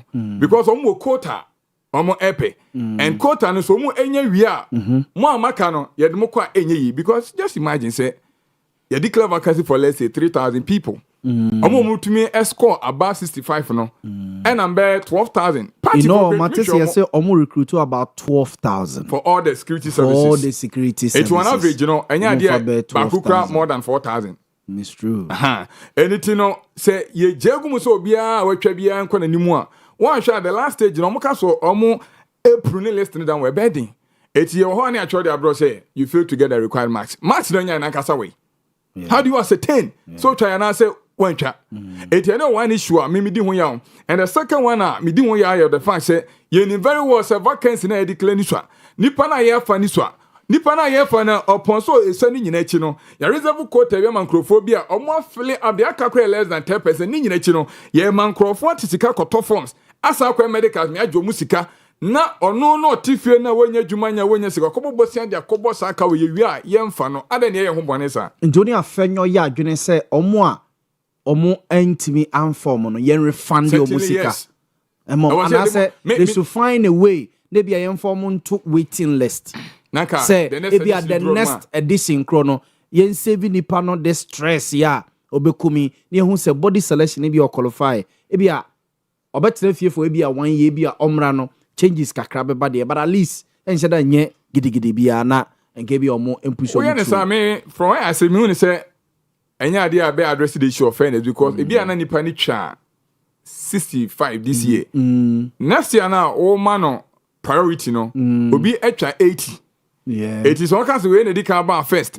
Abra we so perform better HN to change na twen. Yen consider one no can a. Me hu say one year fair to. You know abase see no. No correct. Then my problem pa ne say until san kanipa no be certain of recruitment no any question ke obia any fee I was about now efforton ho so na omo go through the process abro mu tua penny ya for we any say ebia medicals na kwa ne ho kan ne tua dia wonim say o kokora adwumanim enden a obenya bosumi akatua etu kopa bosan da betua entiase wom ba nipa no oni ani da so bia se befa no because any of abi ni aban mu no of abi nye police money 250,000 in a top forms no 250,000 over 250,000 in a top forms no like how nipa top forms so you multiply that number yes. by the 200 Ghana cedis no omoje no asana we be say pia ba 20,000 kogum so omo medicals no masa kwatua over 1,500 Ghana cedis yes e dey akoye medicals nipa ne kopa adwuma woni adwuma ye eto akobo bosia so be pa adwuma obewia se adwuma na onya na bosia akobo no eno so asan so be dim to be private individual bi na te ba bi ana ka wo use sa mechanism we e dey fan crofo a na be to public officers any man can say nipa kro no extortion away. It's true. But this is happening within the realms of public administration. And yet one more as if be so that thing must stop. And it says Ikea or Mojiji free in Koleo is Omu Mebunko Tanjiro. Say bia ye recruitment exercise no form say a ton ye facility no cry a man ye say no ye ye bia ono no say wom ne yeso ye de ni nti in all no ye wie ne bia police nya say prison service nya say we nya say baby sika no kono bi anim and again the idea say yen code guitar because human interface no edru baby an crofo boa baby no are both good and evil because say kroma ewe yen nyina gitum say wo ko enkron keto mu a internet connectivity are highly problematic etropo no ma me nya ne tie say exam so be ya wan ka so laptop na wode ye no omo infuse technology uma etumi detect the noise level at the background anything is akokọ kra bon won feature na se ba mu a ebe disconnected word we free test ne so na be so bi kra gina wachi na all boa ekika questions answers ne de kire wa you different person apart from one applicant na ebe we free so and interestingly a man kra ne titru say ebi a woto forms no picture we upload ye no na wo share wig ene atade color bi na on the day of exams no o wig color esta na sesan watade na sesan system no to me suspect say enye wa obe log you out. You log out so and you have no other option about okay, my production team now are letting me see say Honorable Muntaka, the Interior Minister, addressing media no. Na in some what can it be any na meka say nipa 250,000 I apply. Okay. Say me the so you see over 400,000 over 400,000 applicants and na ekoye. Now onim slot available 5,000 pe. Just imagine 5,000 pe available. And na or say security recruitment, or say 75,000 out of the 400,000, emu 75,000 and then a year graduate. Emu 75,000 and a year graduate. Okay. And na emu 330,000 and then a year SS leavers. And then a year SS leavers. Into a Honorable Muntaka. That's exactly the point I was making earlier. Now, you know, fallout at 400,000. Yeah, be just like that and crop for I say more than 400,000. I mean, you sue 400, no more than 500,000. Yes. So you multiply 400,000 by 200 Ghana cedis. 800,000 Ghana cedis. And Obama. You can't get no to. Abra processing and starting. I get no to. Yeah. Who we na me say? Let's say 5,000 slots they are available. There's everything problematic about this. 100 million Ghana cedis. I didn't hear yes, sir. Oh. And I win him say, when you question 400,000 no, omo I say omo a pass aptitude test no must score over 65% no. On the aggregate no. E better when you over best 30,000 people are. Omo de e better so omo conquer medical selection. E better my possible say my mfa we my musa we better my possible say e bia me ya aboama. Me apply ko police. Na ya family police. Na masa apply ko fire service. Ne ya family. And I say ma apply ko Ghana prisons. Ne ya family. And ma apply ko military. Ne ya family. Auto form ni nyina. Nti abasa how do they? Nti me na me choose di me pay me boa. Who no say me wum. Aha. Nti say basa the gaps bebem. Yes, my can the woman show. Nipa water forms for. Person water immigration, water prison, water fire, water police. Yes. Omo beji ni nyina to betumi apply ni nyina for ni nyina 800 series na hye.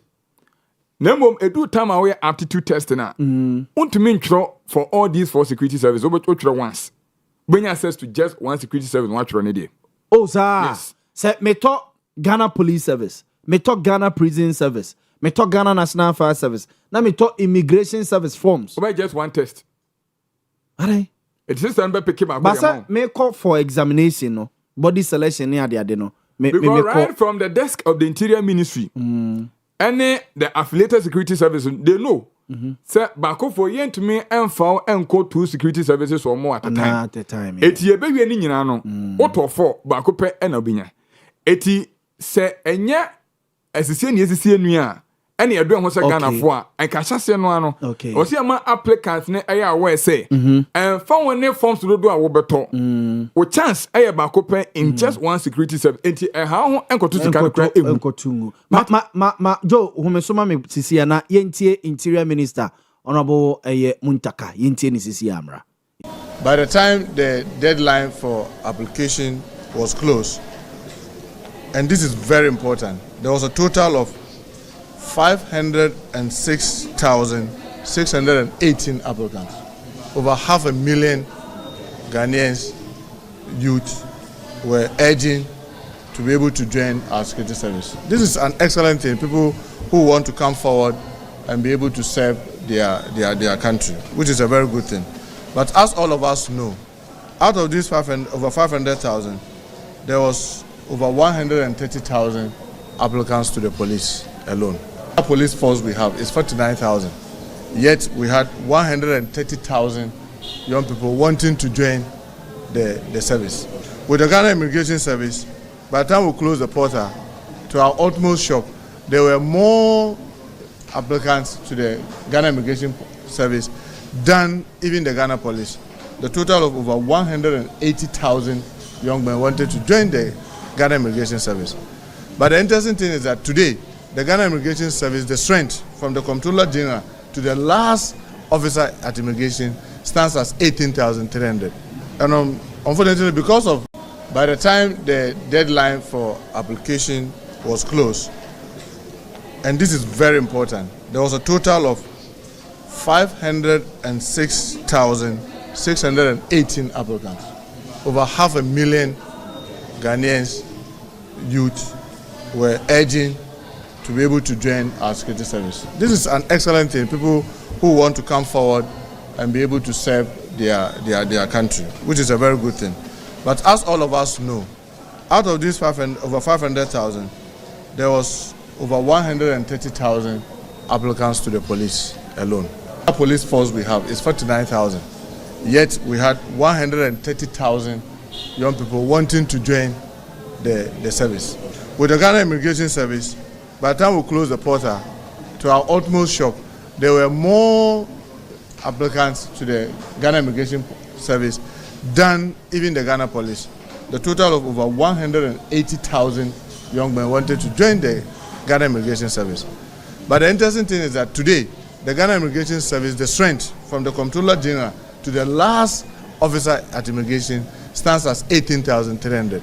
And unfortunately, because of the space, the fiscal space, we could only have a space for 1,000. The Interior Minister Honorable Mohammed Muntaka ena yetene kanana ase Muntaka enim se ewiei Vincent etia to be maneno na o addresse NDC full soldiers ne nyina ene NDC party faithfuls a ase ebibu afu ye de nkrofo by say Vincent eka say ye ma 2222 a Muntaka yenti Honorable Muntaka. I'm sorry, and all I'll say to our rank and file is that let's keep hope alive. Remember that when we were doing the police support, those assistants to the police, to the fire, to the immigration and others, not a single person went for interview. And that was 25,000. That was taken through the youth employment agency. And I want to believe that they are largely the rank and file of our party. There are so many other opportunities that we are opening. But I want to believe that all of us are very conversant with our neighboring countries, without mentioning any specific country. you hear gunshot, and you see the military and the police are those in those countries who are taking the lead in running away from hearing gunshots. Why? They are not well prepared for the job. All of us want to get professional and very competent. And I want to believe that there are many of such within the rank and file of the party. So I want to plead with the youth that, for example, if we had even decided, let's say, this recruitment, we're going to give it to only NDC pooling agents.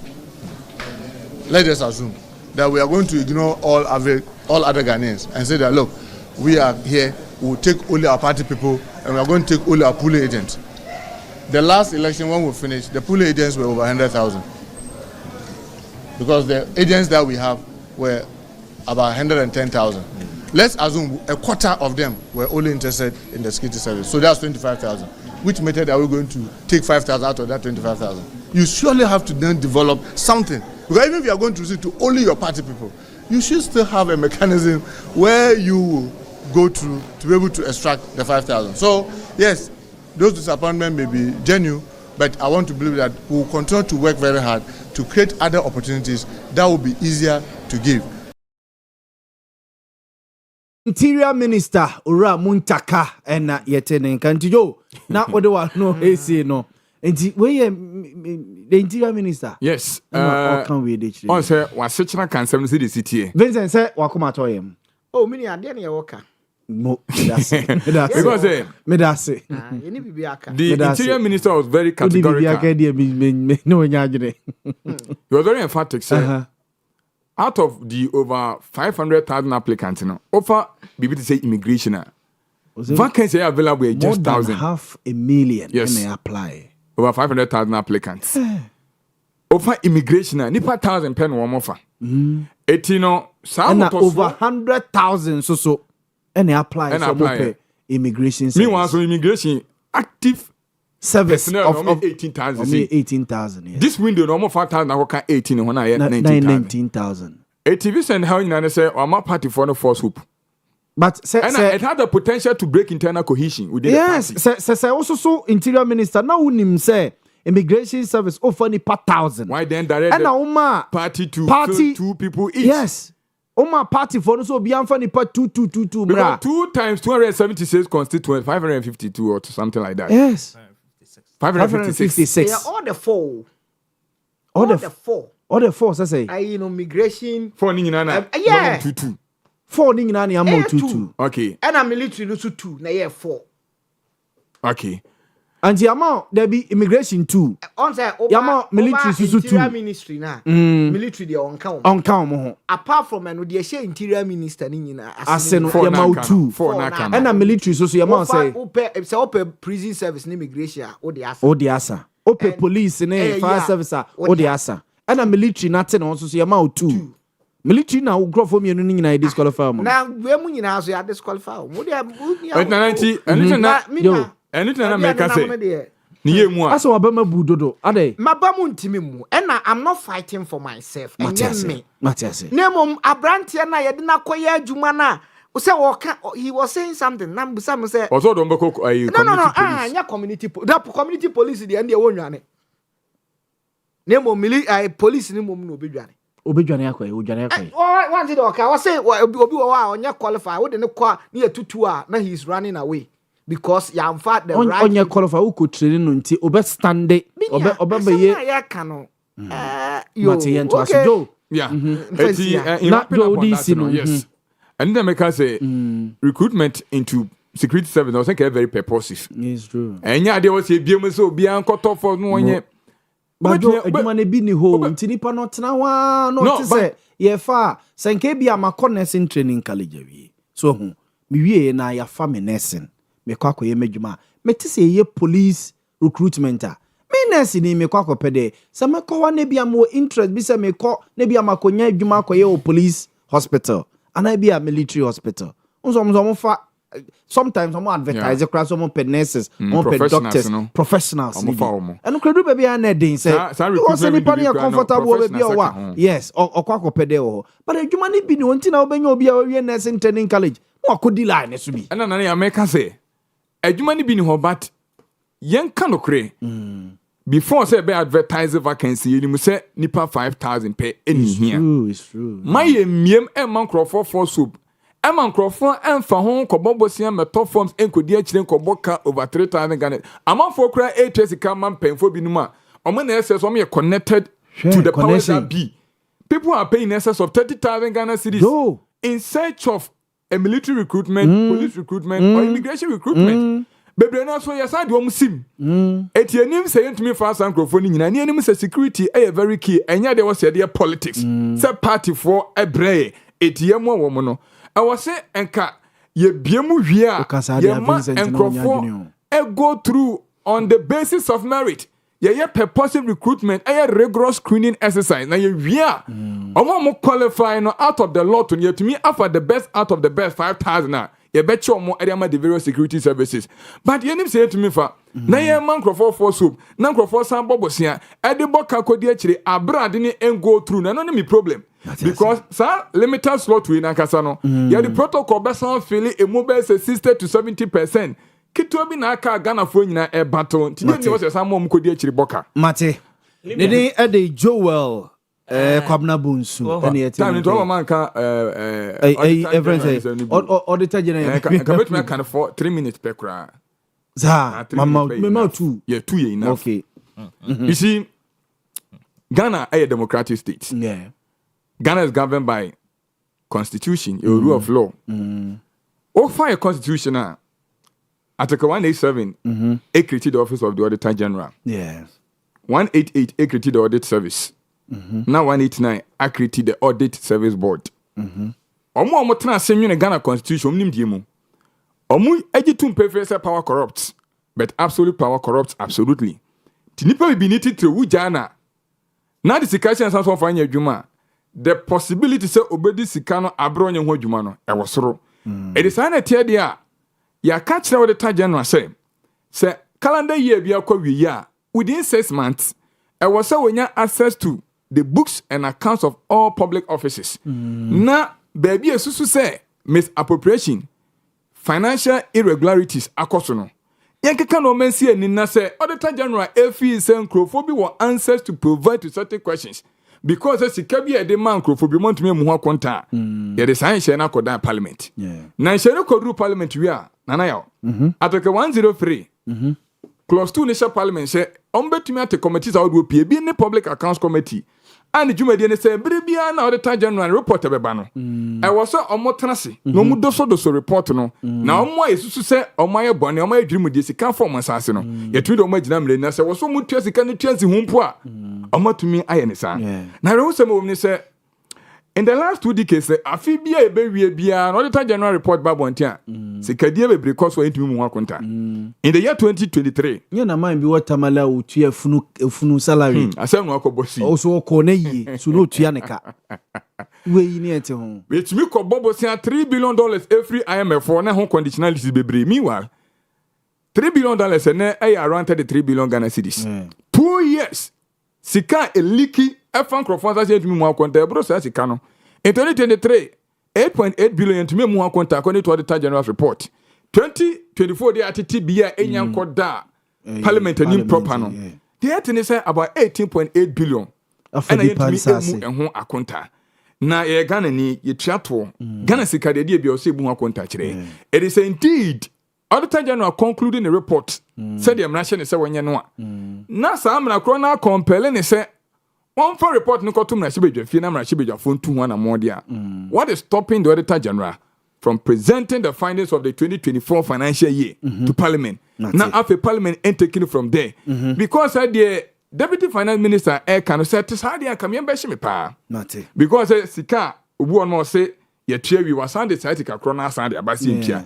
Obu on mo wan kwa adwuma bia and so produce invoice any interim payment certificate say interest ka kro na emano. San crofo na kire say o money da ho person bo man kro no and o me crofo do mo toto am roba ho yi. I was e do mo asem one more report number and you can be not a home and a motor as to within the confines of the constitution, you know.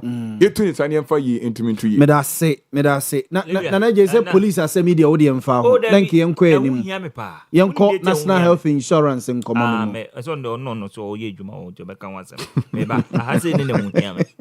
who say now the unim say Vincent here juma o one no account radio ni so unim police military and no cross more time near mamo 999 say mumfa mamo crofo one no ka me dem nim no nim so anka babo one no ka and the akoso no achiro pefe say ndc aban we fail.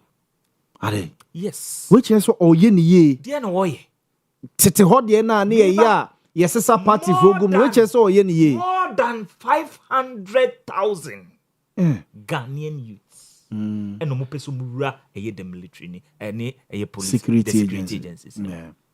More than 500,000. Yes.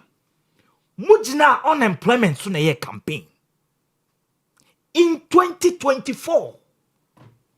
And I will catch the Ghana mebunu say yen to Abama NDC yen to Abama NDC ya modi adie bi ba ye be friend 133 ejuma nipa ba ko ye no ye ba be fa nipa mienu anam ye sai den aka ho iti ba ko ya no pa na ba kwa ye ewia na ba kwa ye nwumre iti de ekosu yi ana de ekosu yi echi opefe say sa policy no atonsuom adentia because omo launch in 2025 your immigration service for 18,000 ye 4,000 account one na be 19,000 so metima ye adwuma ekrum wo mmebunu na akwa forms no till today bebre na ye disqualify wo mo oh yes pay the munta keken die ye disqualify 5,000 no more fan bebre na say 5,000 no more fan and over 500,000 and no mutifi as we speak.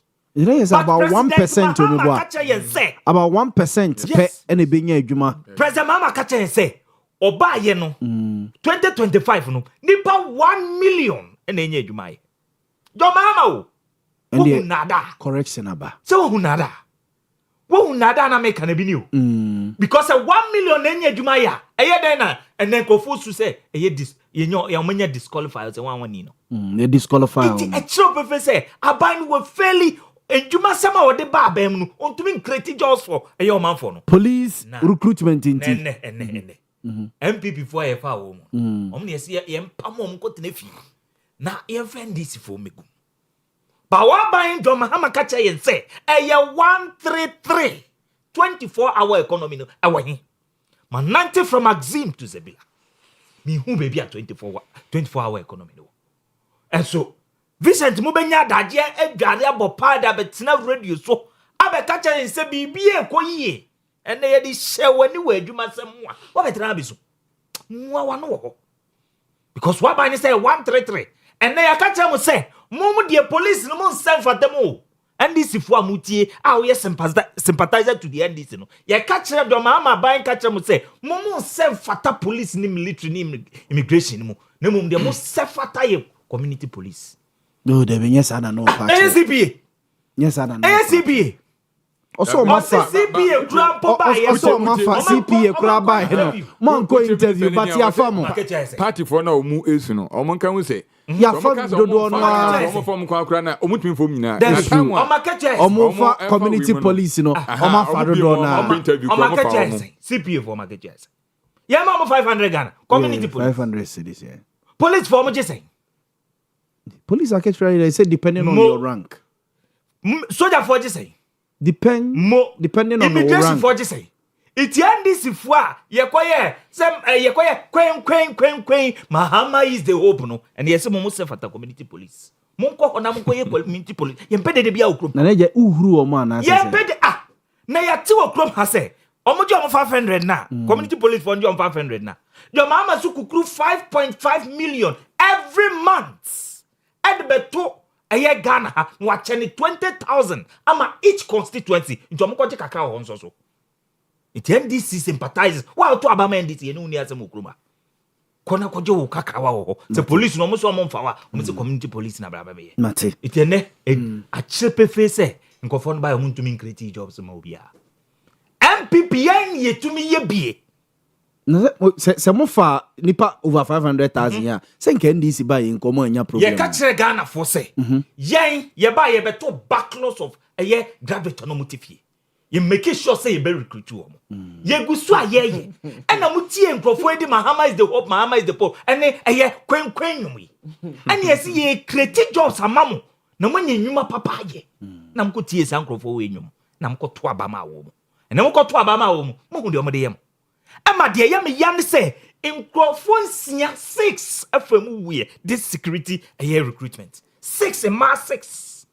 Owia Kaseɛ be form nuane omo yi be pem ne yamfa omo no say exercise you be pem ne yamfa omo nipa 6 ewu omoja e kasa oguruma there be it's true there be and na no dey nipa 6 afama wu so omo busuafo ko replace you omo be pem ne busuafo ne se bibie no aba na na jodi busuafo na kasa na this for no kresu na and this for mate me ento aso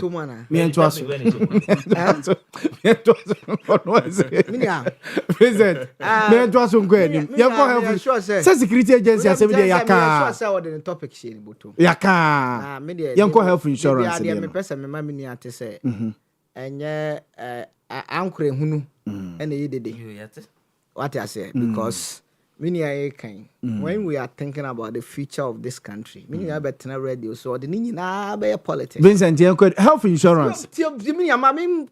Cutting all my money and now go university. I don't know. My brother may be from the university. Yeah. Every year, even Kumasi Polytechnic, they graduated not less than 5,000 graduates. Yeah. And you come and sit here and say because of power you want. Betumfu tregu amanfo ene enhira nka nyankopon say na Ghana for obia hohoro nanim mfu ankosoro they know me braba komo time we university what na afie 8 good years so what I say enti ene wo betena na ye ho say wo eti busane say na naje ekwa be so na university for mu wie over 1 million graduates o mu wie busane say si ya man power kwamba so no be fa so abefa o mu na enti na ye de adwen po ba ye say na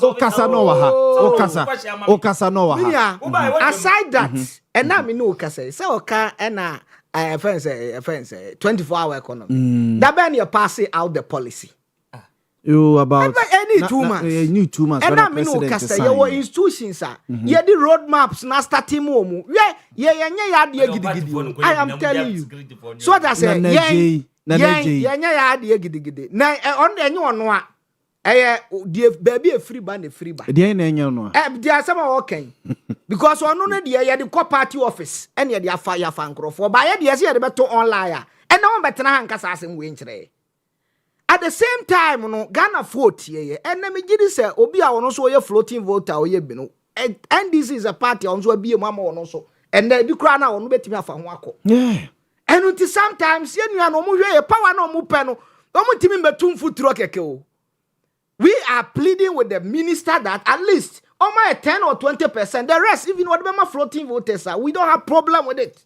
Vincent is sir.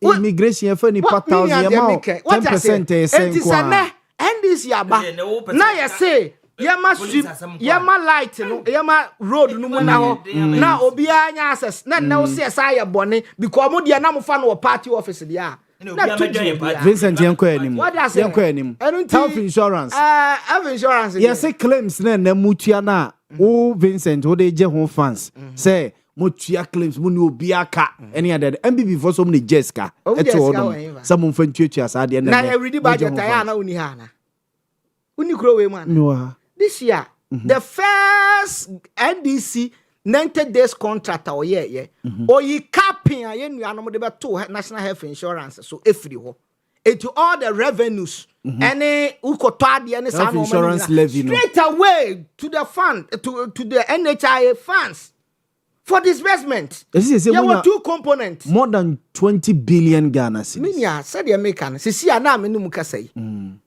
obi a ya vet ni claim bia you don't go beyond 38 good days near Tuauka. Hospital bia or J health insurance. We will pay you. Abroso say 38 good years, 38 good days. But the issue is there is an issue. Obi wa as you speak now, obi okra fe na ni January claims was submitted. January ye twam obi okra afi no asamete de okay me timi tena ni mu ye nya na ye ho adwuma nti we know how it is okay but obi ayema basa I cannot come here and some of it to disclose but adentina obi atwen afi no be submit ni adentina the volume no eso enti preparation no eya na a delay okay because some I know a bit me submit almost 7,000 claims obi submit 8,000 claims in one corner ba but you see you ya wabay you could see say then deputy minister and one of the reason ni DNT and say he want to even eradicate for idea ni na adwene a ode ba ye say you shouldn't pay even a penny even at the health sector. Enti na me no ka say. Enti ase say ye tua pay. Eni kwa say utua 1 cedi kura, wo kura health insurance. But ye call ye na. O say bibia wo fam free. Card je bibia. Ye call ye survey wa abonten. E no so ka kire say market price na ye dey akosoro.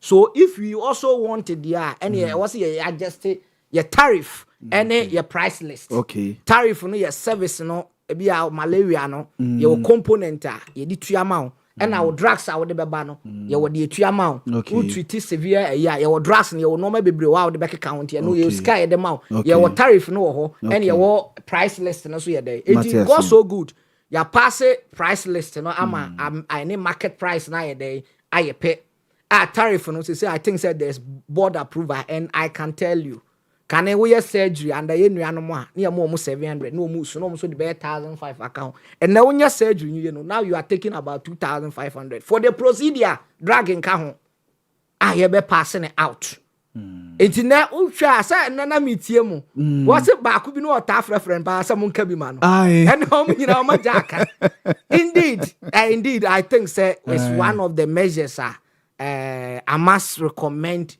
CEO for National Health Insurance for the good work and initiatives or the aba.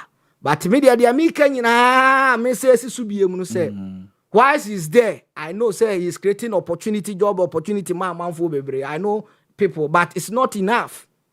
You be pray bebre aka ho omu expand the scope no send ba ya mrantia no so benya ba bia ye dey akosese ukọ district now it's only the manager you can also get the operational managers at all there it's also a way of employment no operations for no call na manager no so nya hoto send ba ya operation for no call for makohwe say ye dey 300% ni 200% akọ tariff no ye balance obi ya so den the operation managers will be going to check it na manager so tene ba bi no so the report so the enti with National Health Insurance there, I must say NDC aban ye buy no. The first idea you tua bombi or 3 4 at that time kana me accountant head of finance me hospital aname one. Okay. And you could see say me back kumasi is about 5 or 6 months in number. Okay. And I tell you say oba na I raise any woman nyina. Wa clear ni nyina. The first year no tua ni nyina within I think it was 4 months or 5 months so clear ni nyina free. Tell MPP for so many Jessica to. O Jessica no to him fa. Oba ye capping no. O say na president na de ko consolidated fund mu. Ansa na ya transfer funds amount. So your president when president was reading the state of the friends Oba first one now or kasa. Yeah. First state of the nation. He said I'm uncapping the National Health Insurance. Yes. Mekai. Na mini amo de so wa unum say twitwire de. Mini ansi omu ye. Wo mini e betena he wo dia sa ma no obetwitwire aka so omu na ye bibia. Say unim ya ka ye ma ye hwe. But then obi aba no uncapping na sika ni kom surodo. No afa akoye eya. Na was at was ukute we be sro mu. But man for health insurance or more expand it. Mun call into construction of hospitals and here is say mun yeska. So at least you say ebia health insurance authority say you see hospital offense one movie. So okay see ebia a 200 bed, a 300 bed or say muska. What my? I say and I'm to be enso. The meeting say enso. Vincent do say. You see akasa ye kai. On say your core mandate no to see and ye increase tariff. Yeah. It is a namoka say 9 billion or so. Yes. And the tariff na ye be increasing, it be a 200%, it be a 300%, it be 100%. Ti say because ye person being co health insurance mrano. hospital, yeah, health insurance hospital no now with health insurance no now one see the crash said you could afford this ass no that is where you person you go you be man dro papa we be call without even pay a penny enye paracetamol nsem so the top up no and now make me the plans are here ba ya take co-payment team say you rolling out the tariff no say now I will call top up be a chi and your Joe license a free himself. Okay. I'm telling you. Okay. Because more them request about ya anam request every biam na mo can be. So on this I think say because you nya decide any bar a certain mindset be e be sama you know NDC is for omo ni bi. Yeah. Party no ya no enti yetimi say yetimi ya saade we nko a whole lot masses no so ne do so because I know be ko at least one you cry no with health insurance aboni age no 100 Ghana be 200 and no dey say ye cry and with obi kwa wo so okoko free whether ye private hospital ye na CS be me CS ni nyina yetua you am time na 700 or so me have been meeting me in list ni bi actual but say ni ya pagya mu ko procedure no kwa surgery na omo ye no kwa almost 2500 ti unfa drugs no bi anka ho no na metie ho no de usa akonya asam foforo ka bi mu de a omo ba media no so a hwe na mantie omo ye nipa bone what I say I think so pass it through certain stage I think so board approval ba and me share the way AC corner enche kra abro so by June near rolling it out send be ya okwa and then okọ divine okọ baby o baby abeko bia answer there are some better hospitals okọ amon say omo quality no was so ho nyina won kwa free eno na je mu party a de bia ye betena akonwa isu omo ma ya som kwa de da de bia ya yese ye ya de papa kro mu nka ade so obi anim say na fuel yate so na je kwa ena obetra ni koko ehye ni bottom topic aye be discussing ne ena koko sem bia nka ho eso de koko abebe eto aba koko no so mu nkire mu yo mimi ye koko farmer a metimi ama upa betimi ni wakoma fu first one am to na ku weekend bi first one am to ye minya 9 bags I told you about to 3600 first a year out 9 bags no 9 bags about 3,600 me 3 bags now me cause a big corner and some beto me within the same year the government has been able to buy cocoa about 70% for 3,600 sat 30% you know 3 bags na 30% na na se ne nkekoye ni nyina de anke nuan bekunye e be sere wo mu e kuro no de ye den a wo ya ma wo aman ne de entanchia e ye den obi ene wadi leadership a only deficiency and I say onya default wo baabi e ye den a there will be certain losses which will occur then give you ideas eti na ye nuanu makomu a ye no mo ya adwene but we are taking measures eti na se na je sori na se koko ye 4,600 and na 6,000 and na 5,000 I expect him to come and praise NDC government satano me te say what fidie ba bia so aka che say NDC nya hwia me ye betwa ba yes we dey I'm going to say NDC we are a serious government Mate the Vincent Asari media com or a leading member of NDC a former parliamentary candidate our offensive south energy health insurance the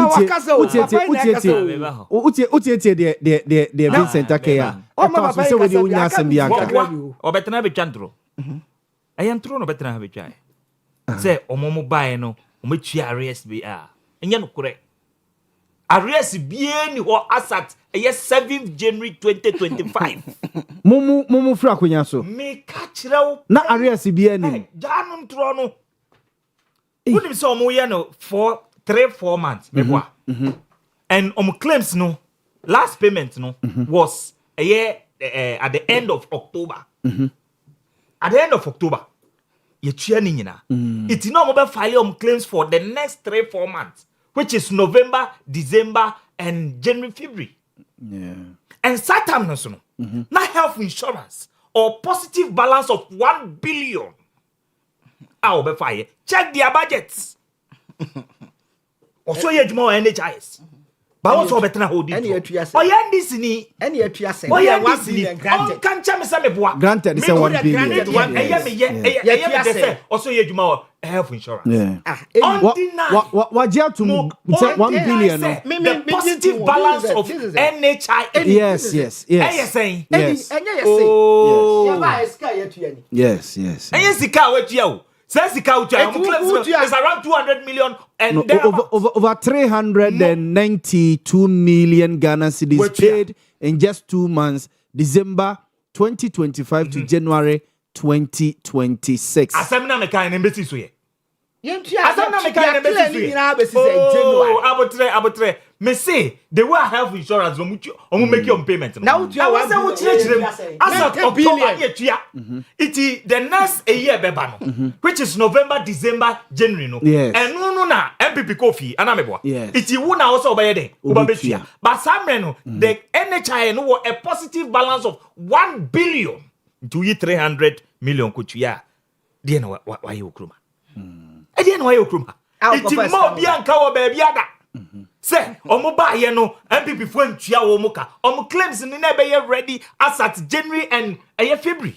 And a year ready no so no. Munya 1 billion ye jato wa ye di tua sanema no. And am for mu 300 million. And am di ko tua ye it dey na obetra abeka. E na obetra abeka. Obi a ye juma NHIS. Inkontompo na obetra ha obedi. Who say ye NDC ni? O ye typical NDC ni a won kan kure. Nana, what about because of where Obetra will say 2,500 Ghana cedis, and switch 3,000. Because of where I'm coming from. Me debate. Yes, it's true. Based on a health sector, so the other men per se. Sometimes me per se. Yeah, most of my boy. With calling the Vincent, I am coming from Nana Jemeba. I didn't know Kotoma Council. They are listening. Yes. And then they will provide the biahwa. He's happy. Vincent says, I'm free bio. What I say, I'm free. So, but now say, I dear, yeah, me, I'm a say we are saying, oh, can cry, Babu. Mate. I was director of finance at hospital. 5 months now, Obano. Now, a Kadawana. 5 months, a cabin. Mr. Asa October ending. Now, MPP making all the claims on by payments. You're challenging now. On challenge me, Sammy. I'm told say, I'll give you. Yabaya almost practice on the strike. And CEO make it so make payment as soon as possible. Yes. I'll give you before Claims it's 3 months or 4 months. Yes, quarterly, yes. And a year 2024. Yeah. Last payment you make here. And another one. Change that 3 months. Oh, abutre. Okay. You the whole year 2024. And I year change the last quarter. No. November, December, January. Yes. Na and also payment ni aide you make. And I'm free them. Near twice wa. Ega you make ya de be any. Mate. Argument I mean because you see even as we speak now, January, yentua. How many months na aka? March February. It say mumutu on monthly meboa. What I say actually January, it will cut 3 months arrears no. Yeah ba ya sesa to ne ade. Matthias, you want to understand it. Matthias, what I say? What I say? And no more providers. Positive balance of power. We don't lie to account. You can't lie to win power. Matthias, Dominic and Pacho Bromuncio, Mamma positive balance of 1 billion over 2. Granted, it's true. It's true. Debbie, Vincent. And now on capping, on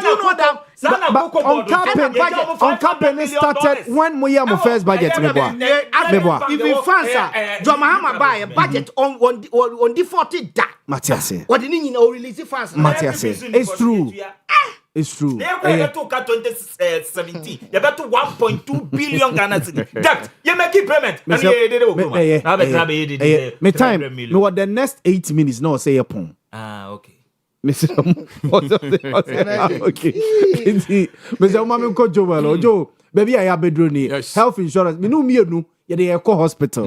Ye call the omo dey ye no. Any home come. Yeah, na nkwa ho hia. Na esan say nkwa ho hia ntino. Around the end of the 1st century AD. Your popular Roman poet na your friend Decimus Junius Juvenalis. On the coin the Latin phrase say mensana en corporisano. Mensana en corporisano. A sound mind and a sound body. Yeah. Eti nipa bia obenya apomdi mapadi djuma wo se adwena ka so de nipa duanum so no enya na sundwe eboa pa eno ti na seka yebenya ideally no the moment abo se sachaye bia ba nipa duanum no sentem pa ka hospital na akwa medical review na mo mesan se nyu obia na wo hospital benya secretary no in the year 2003 and the then president of the republic John Ejekum Kofo decided say oberuli out what we call the National Health Insurance Scheme. Yeah. And in Parliament passed Act 650 in 2003 and maybe operational in 2004. Now we had the object of the bill now. Not the only person we say Bema Ghana for universal affordable access to healthcare delivery. Yeah. Etikobia no ekobanse ni pedua no man ko yo hododo wo a ka betumi akọ hospital dem pu ni sikampo na I was thinking itumi show na nyu apomden na asan kofi eneti no omo say Ghana for ni board ma omo so vulnerable it will make exemptions for certain categories of Ghanaians. For instance, children under the age of 18 years now they okwa be show free. Adults over the age of 70 yes okwa ni be show free. Na mo amaka no so no say e kan ye be se bia 1000 Ghana cedis a onya be 200 kra na I was still now itumi show na ye day na woko etina ka adwene no eye but over the years public policy bi an ya ku anim no ye review a ne ahwe ba bi asinto ne afele na ya perfect policy no na implementation nanso so the course for me bonku ni fam the politics of healthcare delivery in Ghana say the moment amanyofo be sha say ye ne ye and also be B no na botaya ebaya efe na kebebo ye nyina no na ashase a essay it from 2003 to 2026 that's over 20 years about 23 years by now cause you can health insurance and can level you do no and can what the surgery crack hospital no ni sika osen ke tumi show na hoko but ya dia amanyo sema Ghana for na amanyofo omu take inspiration in labeling us as ordinary Ghanaians no yen and I suffer. Yen you suffer because as some crop back where that process in a cano and who answers him you wants no crams here back up. They say MPP for no Omukoko no Mashebe no. I listened to the Dr. Nana you conference addressed by Efijasi as a Korean MP no. What say indeed between 2021 and 2023 no a car na also mutua Edema health service providers no they 2.4 billion Ghana cedis. Or also can say Omutriano in 3 tranches, 800 million Ghana cedis each, and a clear nina. Then finally, we say, as of time we move every abemono, Omuja a positive balance of 1 billion said and Nigeria. So statement croy, do I come and share the fee? When they are in doubt, Ombet may demand for further and better particulars. But Omo Bemu says so. I say, I know cray omujaka. 81 na eka no cray na one e chantro. Meanwhile, between these two assertions, you know, and 15 no cray ho, but ye dear man yourself. But at the tail end of this politics, you know, Ghana for na ye jira wi mo adwuma ye no.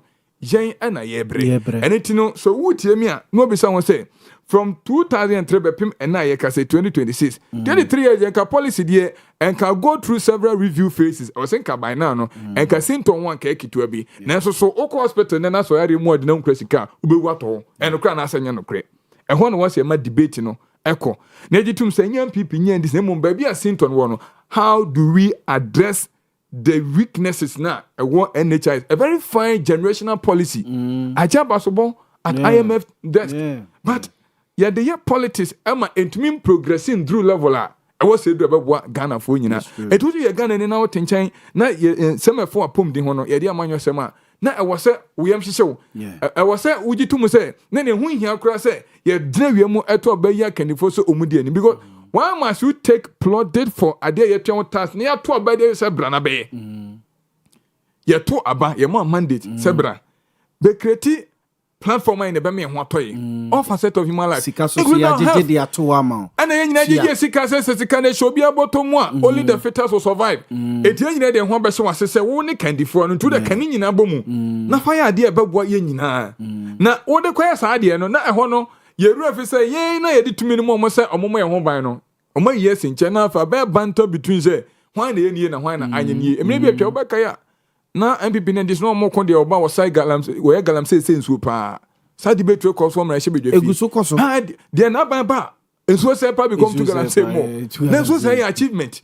Idea I had Ghana for today as we speak. We had Education Watch. I'm a report from here last year. Still now we're close to about 5,000 schools. They won't say. Including more with dilapidated buildings, man. And from my far or bank of our bank through on the next minute you're about to say beer. And then what was school demo. And until on the 3rd of March here, Deputy Education Minister Yera Clement apart Busa South National Jenny. Okay. Say abani a rolling out plan say to me SC 600 new schools. Emu 200 kindergartens. Emu 200 primary schools. Emu 200 junior high schools. In an attempt to say close to 5,000 schools there. That's one we ask you bet to me atiso.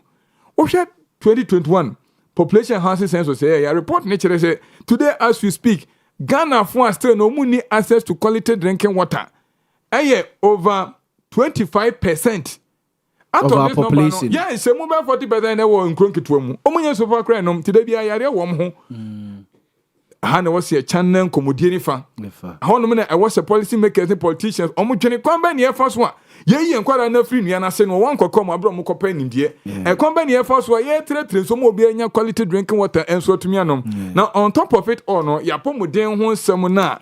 Ye pesa ye so no under the NHIS no kwamba ni first one ye ni enye de wono na Utimitu and Crawford can't because I can't hear person turn in tempting a judge toward the man. Yes. That debate to me is needless. We don't need at this point in time. Sure. Ghana for in here from the idea free amount of one. Matijo, me that say. Vincent. On April 5th, 2025, the NHI acknowledged the concern raised by our value service providers and wish to bilateral our unwaived commitment to make payment due. It at ya buy Apple no crano. Na arrears or even omu extra buy we acknowledge data. Say arrears or what was more clear. So where from the office of you National Health Insurance, yes. And yes, letterhead BBI. Mom say yes, what's on. And sometimes any April no MPP na tia be mu mienko. MPP na tia be mu April 2025 April. It's arrest in the say if there's no arrest no betua no somewhere obetua no person. Say MPP from Bemu in 2024. So January 7th. Just arrest mo how many months arrest? No, how many months? The calculation was 3 months. 3 months. It is a buyer. It's April no dey nka ho. March. January, February, March, April. March. It's 3 months. So what does it come to me? November, December. What time am I filing claims? What are you talking about? Gentlemen, me time aso. Madam wase wate. Yami Isramo. Observe anumre mene Vincent Asaribedi akom. So unum say no why you fed and I tap one man anchire mu. Our fan why what am I Vincent say abroad